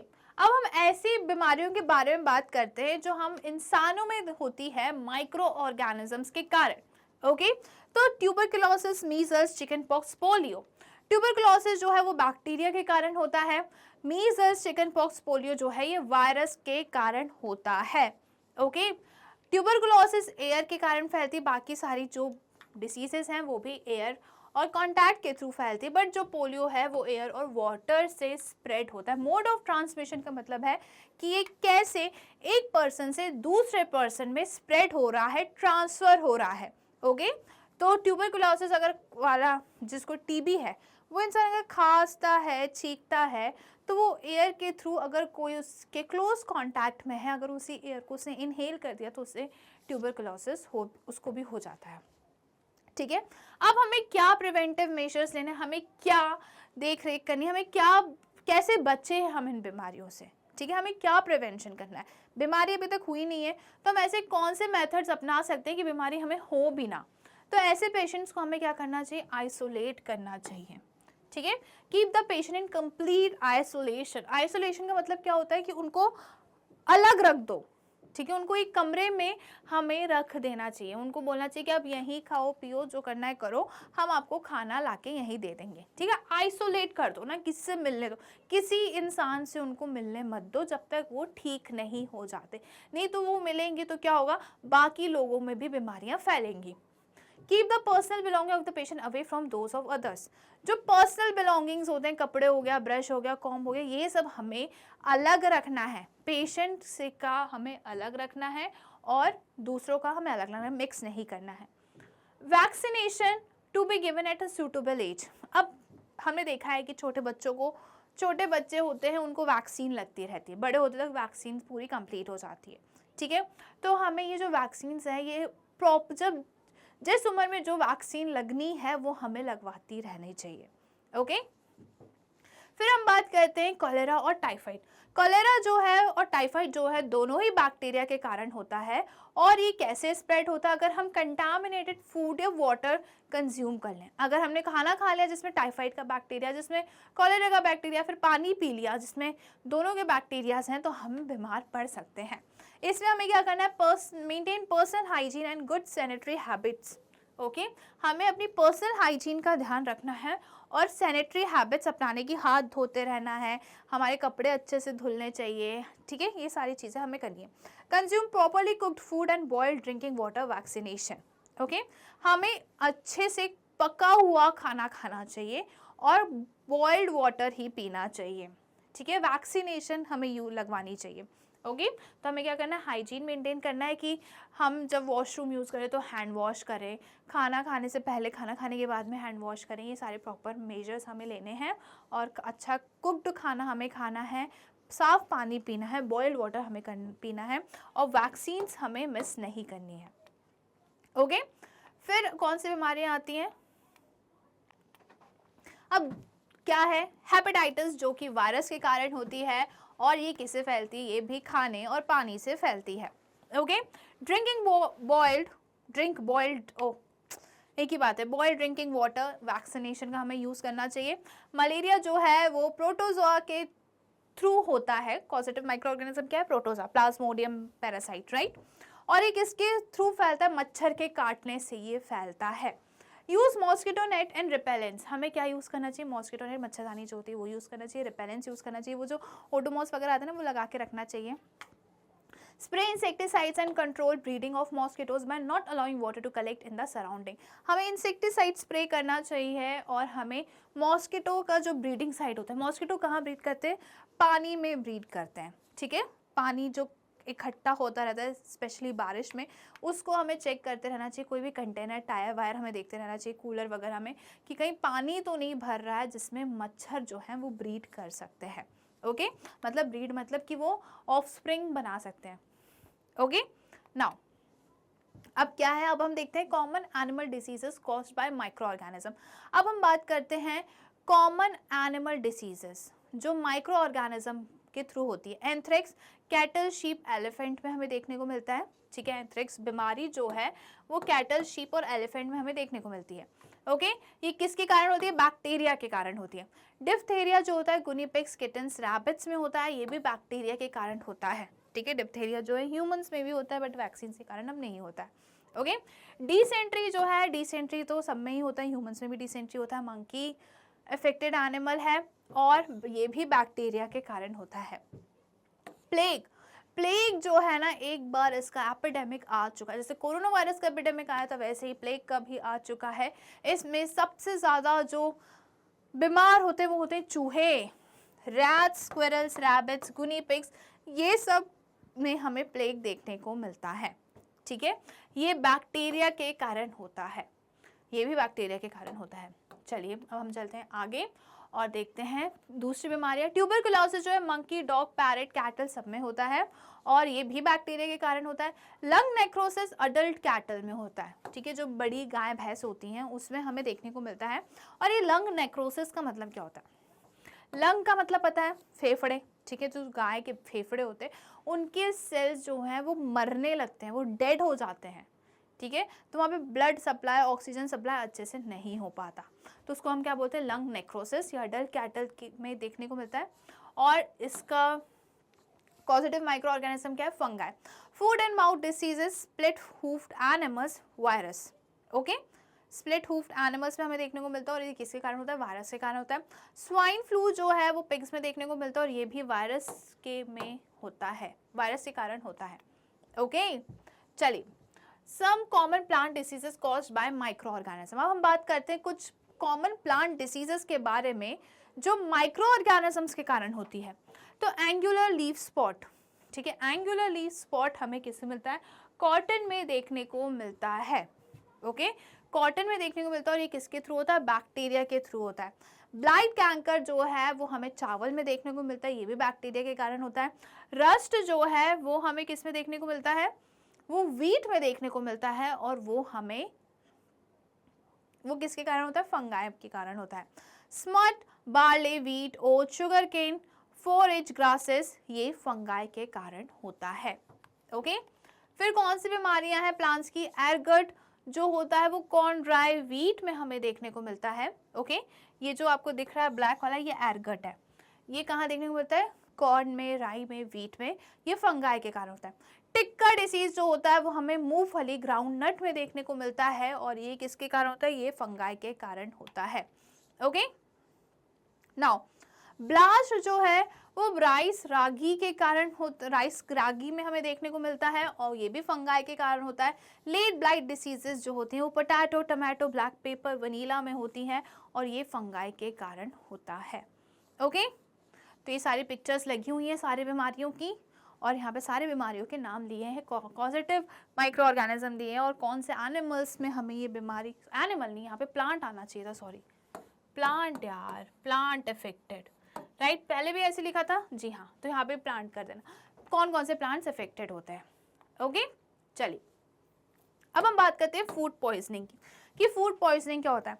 अगर हमने सड़ा हुआ खाना खा लिया, ठीक है, जो हमारे पेट को बिल्कुल पसंद नहीं आया, जो हमारे ऑर्गन्स को बिल्कुल पसंद नहीं आया, डाइजेस्टिव सिस्टम को बिल्कुल पसंद नहीं आया, सड़ा हुआ खाना है, मेरे को बिल्कुल पसंद नहीं आया, ठीक है, सड़ा हुआ खानों से बैक्टीरियाज हैं, माइक्रो ऑर्गेनिज्म, जिसके कारण हमारी तबीयत खराब हो जाती है, उसको हम बोलते हैं फूड पॉइजनिंग, फूड पॉइजनिंग, ठीक है। फूड के कारण, फूड जो है वो पॉइजन की तरह एक्ट करा और हमारे अंदर बीमारियां हो गई, ठीक है, हम बीमार पड़ गए।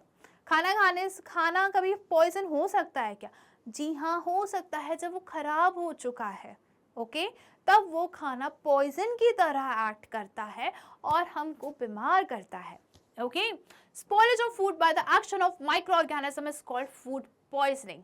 ओके, फूड जो खराब हो जाता है माइक्रो ऑर्गेनिज्म के कारण, उसको अगर हमने खा लिया तो उसको हम क्या बोलते हैं, food poisoning. It mostly occurs due to consumption of food spoiled by fungi and bacteria. Okay, खाना अगर फंगाई और बैक्टीरिया ने खराब कर दिया और उसको हमने खा लिया है तो हमें फूड पॉइजनिंग हो जाएगी। फूड पॉइजनिंग में उल्टियाँ होती हैं, लूज मोशंस होते हैं, पेट दुखता है, बुखार आता है, ये सारी चीज़ें होती हैं। When these organisms come in contact with food, they can decompose it and release chemical toxin. This contaminates or spoil food. Okay?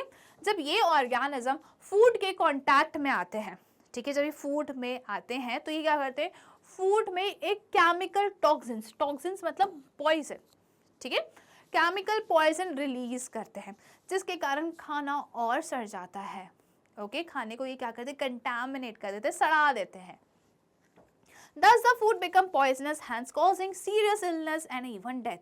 इसलिए फूड जो है वो क्या होता है, पॉइजनस हो जाता है, ठीक है, पॉइजन की तरह एक्ट करता है और अगर हमने इसको खा लिया तो हम बीमार पड़ सकते हैं और किसी किसी की तो डेथ भी हो जाती है।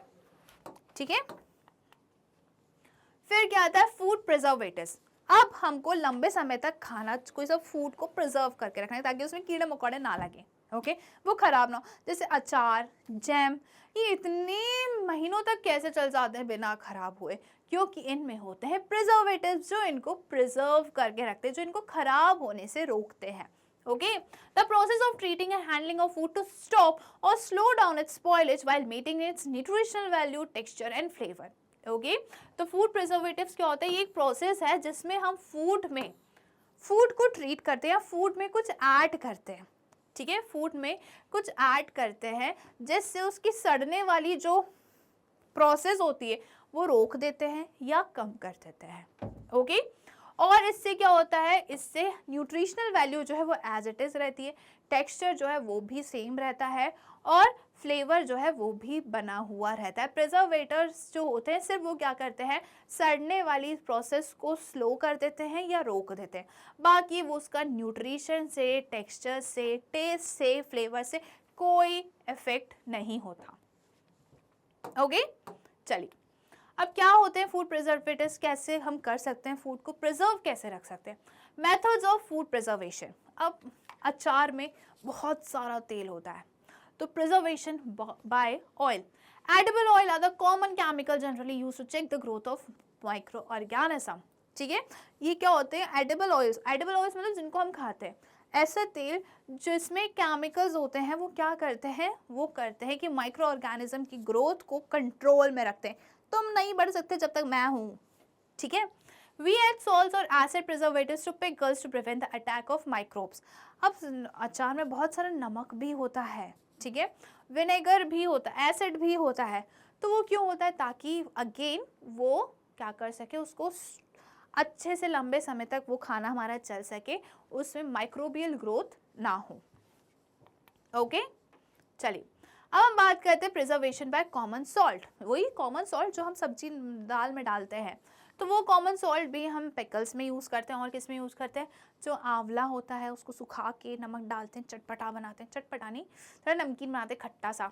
Common salt has been used to preserve meat, fishes for ages. Okay, और मीट और मछलियों को, ठीक है, बहुत टाइम से ये चीज़ें सॉल्ट को यूज़ कर रहे हैं, किसके लिए, मीट और मछलियों को प्रिजर्व करके रखने के लिए।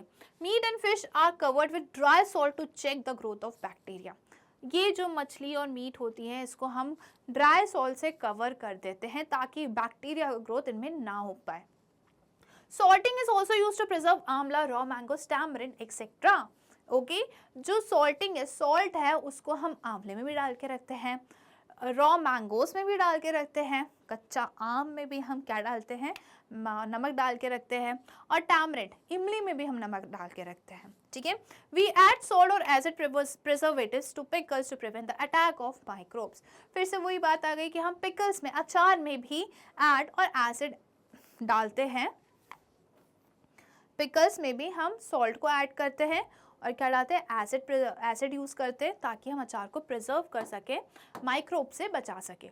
ओके, फिर नेक्स्ट आता है प्रिजर्वेशन बाय शुगर। शुगर से हम कैसे प्रिजर्व कर सकते हैं, jams, jellies and squashes are preserve by sugar. ठीक है, इनको हम प्रिजर्व करते हैं किससे, शक्कर से, शुगर से। Sugar reduces the moisture content which inhibits the growth of bacteria which spoil food. Sugar जो है वो क्या करता है, मॉइस्चर कंटेंट को कम कर देता है। ठीक है, मॉइस्चर कंटेंट को उसने कम कर दिया जिसके कारण बैक्टीरिया का ग्रोथ ही नहीं हो पाया। बैक्टीरिया अगर डेवलप नहीं हो पाएगा तो फूड हमारा सड़ने से बच जाएगा।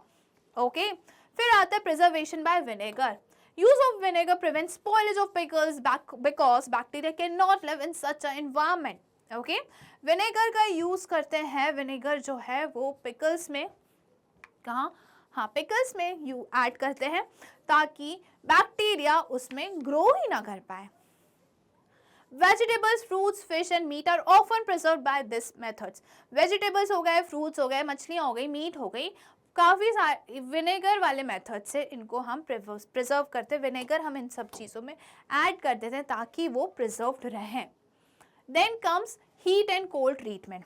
दूध उबालते हैं, है ना, तो उससे हम क्या करें, दूध की हम ज़्यादा तो नहीं पर थोड़ी बहुत तो हम उसकी लाइफ शेल बढ़ा देते हैं ताकि वो स्पॉयल ना हो, राइट। और वहीं हम कुछ खाना फ्रिज में रख देते हैं, तो ये क्या हुआ, hot and cold treatment. Boiling of milk before it is stored और यूज्ड। उसको यूज करने से पहले, स्टोर करने से पहले हम उसको गर्म कर देते हैं। बॉइलिंग किल्स मैनी और माइक्रो ऑर्गेनिज्म। बॉइलिंग के कारण जितने भी माइक्रो ऑर्गेनिज्म उसमें प्रेजेंट होते हैं वो खत्म हो जाते हैं। Similarly, we keep our food in the refrigerator. Low temperature inhibits the growth of microbes. Okay? और इसी तरह हम खाने को कहाँ रखते हैं, अपने फ्रिज में रखते हैं, और लो टेम्परेचर जो है वो माइक्रोब्स को ग्रो होने ही नहीं देता। ओके ओके, अब हम चलते हैं next, storage and packaging. Okay, अब हम स्टोर और पैकेजिंग पे क्यों ध्यान देना चाहिए, क्या होगा उससे। These days, dry fruits and even vegetables are sold in sealed air-tight packets to prevent the attack of microbes. हमने देखा है कि जो ड्राई फ्रूट्स होते हैं, वेजिटेबल्स होते हैं, उनको एयर टाइट बॉक्सेस में सेल किया जाता है। इसलिए किया जाता है ताकि उस पर माइक्रोब्स जो है वो अटैक ना करें। ओके, अब हम बात करते हैं हमारे लास्ट टॉपिक की, दैट इज नाइट्रोजन फिक्सेशन, कि बैक्टीरिया और हमारे नाइट्रोजन फिक्सेशन में कैसे हेल्प करते हैं। ठीक है, the process of converting nitrogen gas off the atmosphere into compound of nitrogen which can be used by plant is called nitrogen fixation. Okay, nitrogen fixation क्या होता है, एटमॉस्फेयर में जो नाइट्रोजन हमारी प्रेजेंट है उस नाइट्रोजन को कन्वर्ट कर देते हैं ताकि प्लांट्स यूज कर सके, और उसको कहाँ अवेलेबल करवाते हैं, सॉइल में अवेलेबल करवाते हैं। इसको हम नाइट्रोजन फिक्सेशन बोलते हैं। By nitrogen fixing bacteria, ammonia is converted to nitrates by nitrifying bacteria. Okay, जो नाइट्रोजन फिक्सिंग बैक्टीरिया होते हैं वो अमोनिया को कन्वर्ट करते हैं किसमें, नाइट्रेट्स में। किसमें कन्वर्ट करते हैं, नाइट्रेट्स में कन्वर्ट करते हैं। By rhizobium bacteria, rhizobium bacteria क्या करता है, rhizobia live in the root nodules of leguminous plants. ठीक है, राइजोबियम बैक्टीरिया जो होता है वो रूट नोड्यूल्स में रहता है लेग्यूमिनस प्लांट्स के। They convert free nitrogen from the atmosphere into soluble nitrates. Okay, जो फ्री नाइट्रोजन एटमॉस्फेयर में प्रेजेंट है वो उसको कन्वर्ट कर देता है किसमें, सोल्यूबल नाइट्रेट्स में। ओके, तो जो नाइट्रोजन फिक्सिंग बैक्टीरिया होते हैं वो अमोनिया को नाइट्रेट्स में कन्वर्ट करते हैं। जो राइजोबियम है वो नाइट्रोजन जो एटमॉस्फेयर में प्रेजेंट है उसको कन्वर्ट करते हैं किसमें, नाइट्रेट्स में। ओके, इतना समझ में आ गया। चलिए अब हम आगे चलते हैं। By blue green algae, blue green algae कैसे करती है, they fix nitrogen gas into ammonia, nitrates and nitrites. जो नाइट्रोजन गैस प्रेजेंट होती है ब्लू ग्रीन एल्गी उसको कन्वर्ट करती है अमोनिया में, नाइट्रेट्स में एंड नाइट्राइट्स में। प्लांट्स जो होते हैं वो नाइट्रेट्स के फॉर्म में ही नाइट्रोजन को, मतलब सॉइल से नाइट्रोजन अब्सॉर्ब करते हैं। ये तो हमने पढ़ा था कि प्लांट्स जो है नाइट्रोजन को सॉइल से अब्सॉर्ब करते हैं। किस फॉर्म में करते हैं, नाइट्रेट्स के फॉर्म में। Okay, by lightning, during lightning, nitrogen and oxygen from the atmosphere combine to form nitrogen oxide which react with rain water and form dilute nitric acid। ठीक है, जब बिजली कड़कती है ना, जब बिजली कड़कती है तो नाइट्रोजन और ऑक्सीजन, एटमॉस्फेयर में जो नाइट्रोजन और ऑक्सीजन जो है वो क्या हो जाते हैं, कंबाइन हो जाते हैं और क्या बनाते हैं, नाइट्रोजन ऑक्साइड। क्या बनाते हैं, नाइट्रोजन ऑक्साइड। एटमॉस्फेयर में नाइट्रोजन और ऑक्सीजन प्रेजेंट है, बिजली कड़की, वो कंबाइन हो गए, कंबाइन होकर उन्होंने क्या बताया, नाइट्रोजन ऑक्साइड। अब ये नाइट्रोजन ऑक्साइड जब जो है ये रेन वाटर से, जो बारिश हो रही है, बारिश वाले पानी से रिएक्ट करेंगे और क्या बनाएंगे, dilute nitric acid. Okay, nitrogen और ऑक्सीजन क्या हुए, बिजली जब कड़की तो ये कंबाइन हो गए, बारिश जब हुई तब ये किस में कन्वर्ट हो गए, नाइट्रिक एसिड में। Nitric acid reacts with minerals present in the soil and forms nitrates. Okay, अब ये जो नाइट्रिक एसिड है सॉइल में प्रेजेंट मिनरल्स से रिएक्ट करके किस में कन्वर्ट हो जाती है, फाइनली नाइट्रेट्स में। नाइट्रेट्स में ही कन्वर्ट होंगे तभी प्लांट जो है वो उसको यूज कर पाएंगे। ओके, चलिए अब हम बात करते हैं नाइट्रोजन साइकिल की। क्या होता है ये, the process of circulation of nitrogen between the atmosphere, soil, plants and animals is called the nitrogen cycle. अभी जो नाइट्रोजन जो है वो सॉइल से प्लांट्स में जा रहा है, प्लांट्स से एनिमल्स में जा रहा है, एनिमल से वापस सॉइल में आ रहा है, एटमॉस्फेयर से भी सॉइल में आ रहा है। तो ये पूरी जो साइकिल है इसको हम क्या बोलते हैं, nitrogen cycle. Atmospheric nitrogen is fixed by biological nitrogen fixers as well as through physical process such as lightning. जो एटमॉस्फेरिक नाइट्रोजन है वो बायोलॉजिकल नाइट्रोजन फिक्सर से भी फिक्स हो सकते हैं या फिर लाइटनिंग से भी हो सकते हैं। ठीक है, बायोलॉजिकल नाइट्रोजन फिक्सर्स कौन सा है, बायो का मतलब होता है लिविंग। ठीक है, तो लिविंग ऑर्गेनिजम्स भी जो है वो नाइट्रोजन को फिक्स कर सकते हैं, और फिजिकल जैसे कि खुद ब खुद, तो लाइटनिंग की प्रोसेस से भी क्या होते हैं, फिक्स हो जाते हैं।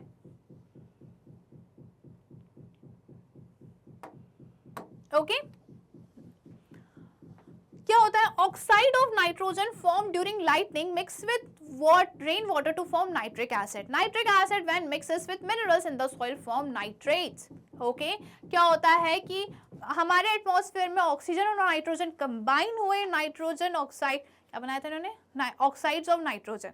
ठीक है, ऑक्साइड ऑफ नाइट्रोजन बनाया था।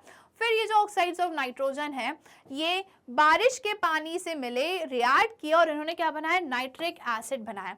नाइट्रिक एसिड जब सॉइल में मिक्स हुआ तो सॉइल में प्रेजेंट थे मिनरल्स, मिनरल्स ने नाइट्रोजन और नाइट्रिक एसिड को कन्वर्ट किया किसमें, नाइट्रेट्स में। Okay, plants take up these nitrates and convert them into proteins. Plants जो है नाइट्रेट्स को लेती हैं, सॉइल से अब्सॉर्ब करती हैं और किस में कन्वर्ट करती हैं, ये कन्वर्ट करती हैं प्रोटीन्स में। एनिमल्स जो हैं वो प्लांट्स को कंज्यूम करते हैं। अब ये प्रोटीन कहाँ पहुंच गया, ये प्रोटीन पहुंच चुका है एनिमल्स में, क्योंकि एनिमल्स ने क्या किया, प्लांट्स को कंज्यूम करा। ओके, ये पूरी नाइट्रोजन साइकिल है।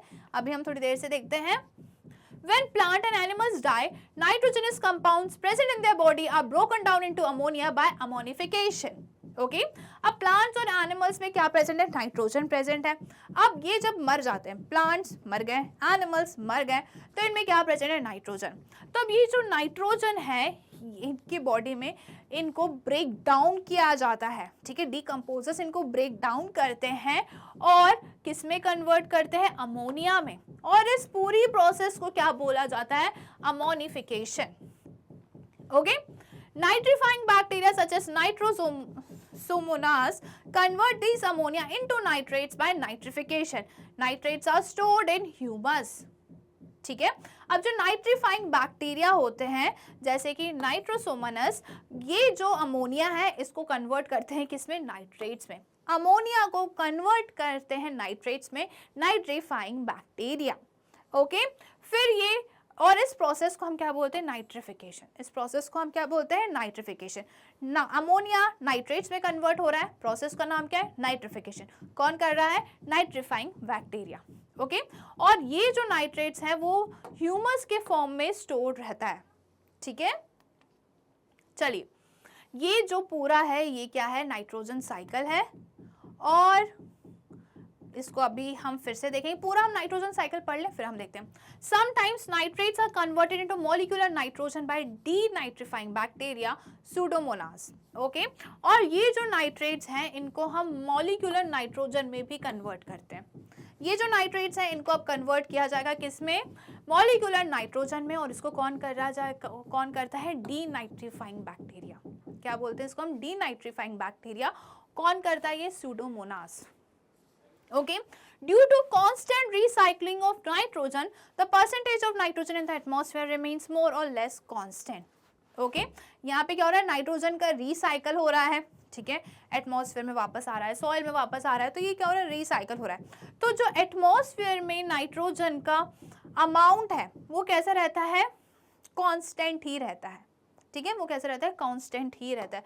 नाइट्रोजन का जो एटमॉस्फेयर में परसेंटेज है वो क्या रहता है, कांस्टेंट ही रहता है। ओके, तो अब हम ये नाइट्रोजन साइकिल पढ़ लेते हैं। क्या होता है, सबसे पहले हम बात करते हैं एटमॉस्फेरिक नाइट्रोजन को किसने, 3-4 लोगों ने फिक्स किया। एक तो लाइटनिंग ने फिक्स किया नाइट्रोजन को, ठीक है, एक नाइट्रोजन फिक्सिंग बैक्टीरिया ने किया, एटमॉस्फेरिक नाइट्रोजन पे ऐड की लाइटनिंग ने, और ऐड किया नाइट्रोजन फिक्सिंग बैक्टीरिया ने, ब्लू ग्रीन एल्गाई ने किया, और उन्होंने क्या किया, एटमॉस्फेरिक नाइट्रोजन को फिक्स किया किसमें, बैक्टीरिया, नाइट्रोजनस कंपाउंड में, ठीक है। क्या हुआ, एटमॉस्फेरिक नाइट्रोजन पे ऐड किया nitrogen fixing bacteria, blue green bacteria ने, ओके।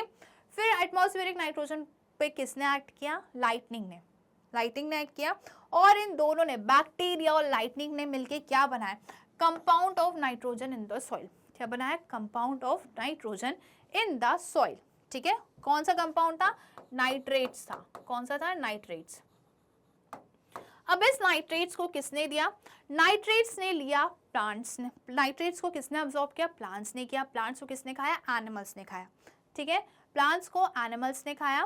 फिर ये जो था वेस्ट जो था, प्लांट्स ने एक्सक्रीट करा वेस्ट, या फिर मर गए प्लांट्स और एनिमल्स, सॉरी फिर से एक सेकेंड ना, क्या हुआ कि प्लांट्स ने खाया, प्लांट्स ने लिया नाइट्रेट्स, और प्लांट्स को किसने खाया, एनिमल्स। अब ये जो एनिमल्स है इन्होंने एज अ वेस्ट इसको एक्सक्रीट कर दिया, ओके, एक्सक्रीट कर दिया, या फिर एनिमल्स और प्लांट्स जो थे वो मर गए, उनकी डेथ हो गई, तो वापस क्या होगा, डिकम्पोजिशन होगा, डिकम्पोज वाली प्रोसेस होगी, और नाइट्रोजन जो है वो वापस कहाँ पे आ जाएगा, सॉइल में आ जाएगा, ओके। ये एक स्टोरी हो गई। अब दूसरा क्या होता है कि ये जो नाइट्रोजनस कंपाउंड सॉइल में प्रेजेंट है वो कहाँ जाते हैं, बैक्टीरिया जो होती है वो इस कंपाउंड को गैसियस नाइट्रोजन में कन्वर्ट कर देती हैं, ओके। नाइट्रेट्स को प्लांट्स ने लिया, और इस नाइट्रेट्स को बैक्टीरिया ने कन्वर्ट कर दिया किसमें, नाइट्रोजन गैस में, और ये गैस कहाँ रिलीज हो गई, एटमॉस्फेयर में रिलीज हो गई as a atmospheric nitrogen, okay. Atmospheric nitrogen को किसने फिक्स किया था, blue green algae, nitrogen fixing bacteria, और लाइटनिंग ने भी नाइट्रोजन को फिक्स करके क्या बनाया था, नाइट्रेट्स लिए प्लांट्स ने, प्लांट्स को खाया एनिमल ने वेस्ट एक्सक्रीट किया, प्लांट्स और एनिमल्स की डेथ हो गई, तो डेथ से या एक्सक्रीट से, वेस्ट से वो जो नाइट्रोजनस कंपाउंड था उस पे बैक्टीरिया ने डिकम्पोज किया उसको, और वापस कहाँ ले आए, सॉइल में, ओके। अब ये नाइट्रेट्स तो प्लांट्स ले लिया, अब ये नाइट्रेट्स पे कुछ बैक्टीरिया एक्ट करेंगे और इस नाइट्रेट्स को कन्वर्ट करेंगे किसमें, गैस में, और रिलीज कर देंगे कहाँ, एटमॉस्फेयर में। तो ये साइकिल जो है ऐसे चलती जाती है। तो यहाँ पे जो है हमारा चैप्टर नंबर 2 क्लास 8 का माइक्रो ऑर्गेनिज्म फ्रेंड्स इन्फो होता है कंप्लीट। मैं आपसे मिलूंगी नेक्स्ट वीडियो में जिसमें हम देखने वाले हैं एनसीईआरटी सॉल्यूशन। जो चैप्टर के लास्ट में क्वेश्चंस दिए हैं वो क्वेश्चंस हम सॉल्व करने वाले हैं। मैं मिलूंगी आपसे नेक्स्ट वीडियो में। Till then keep watching, thank you.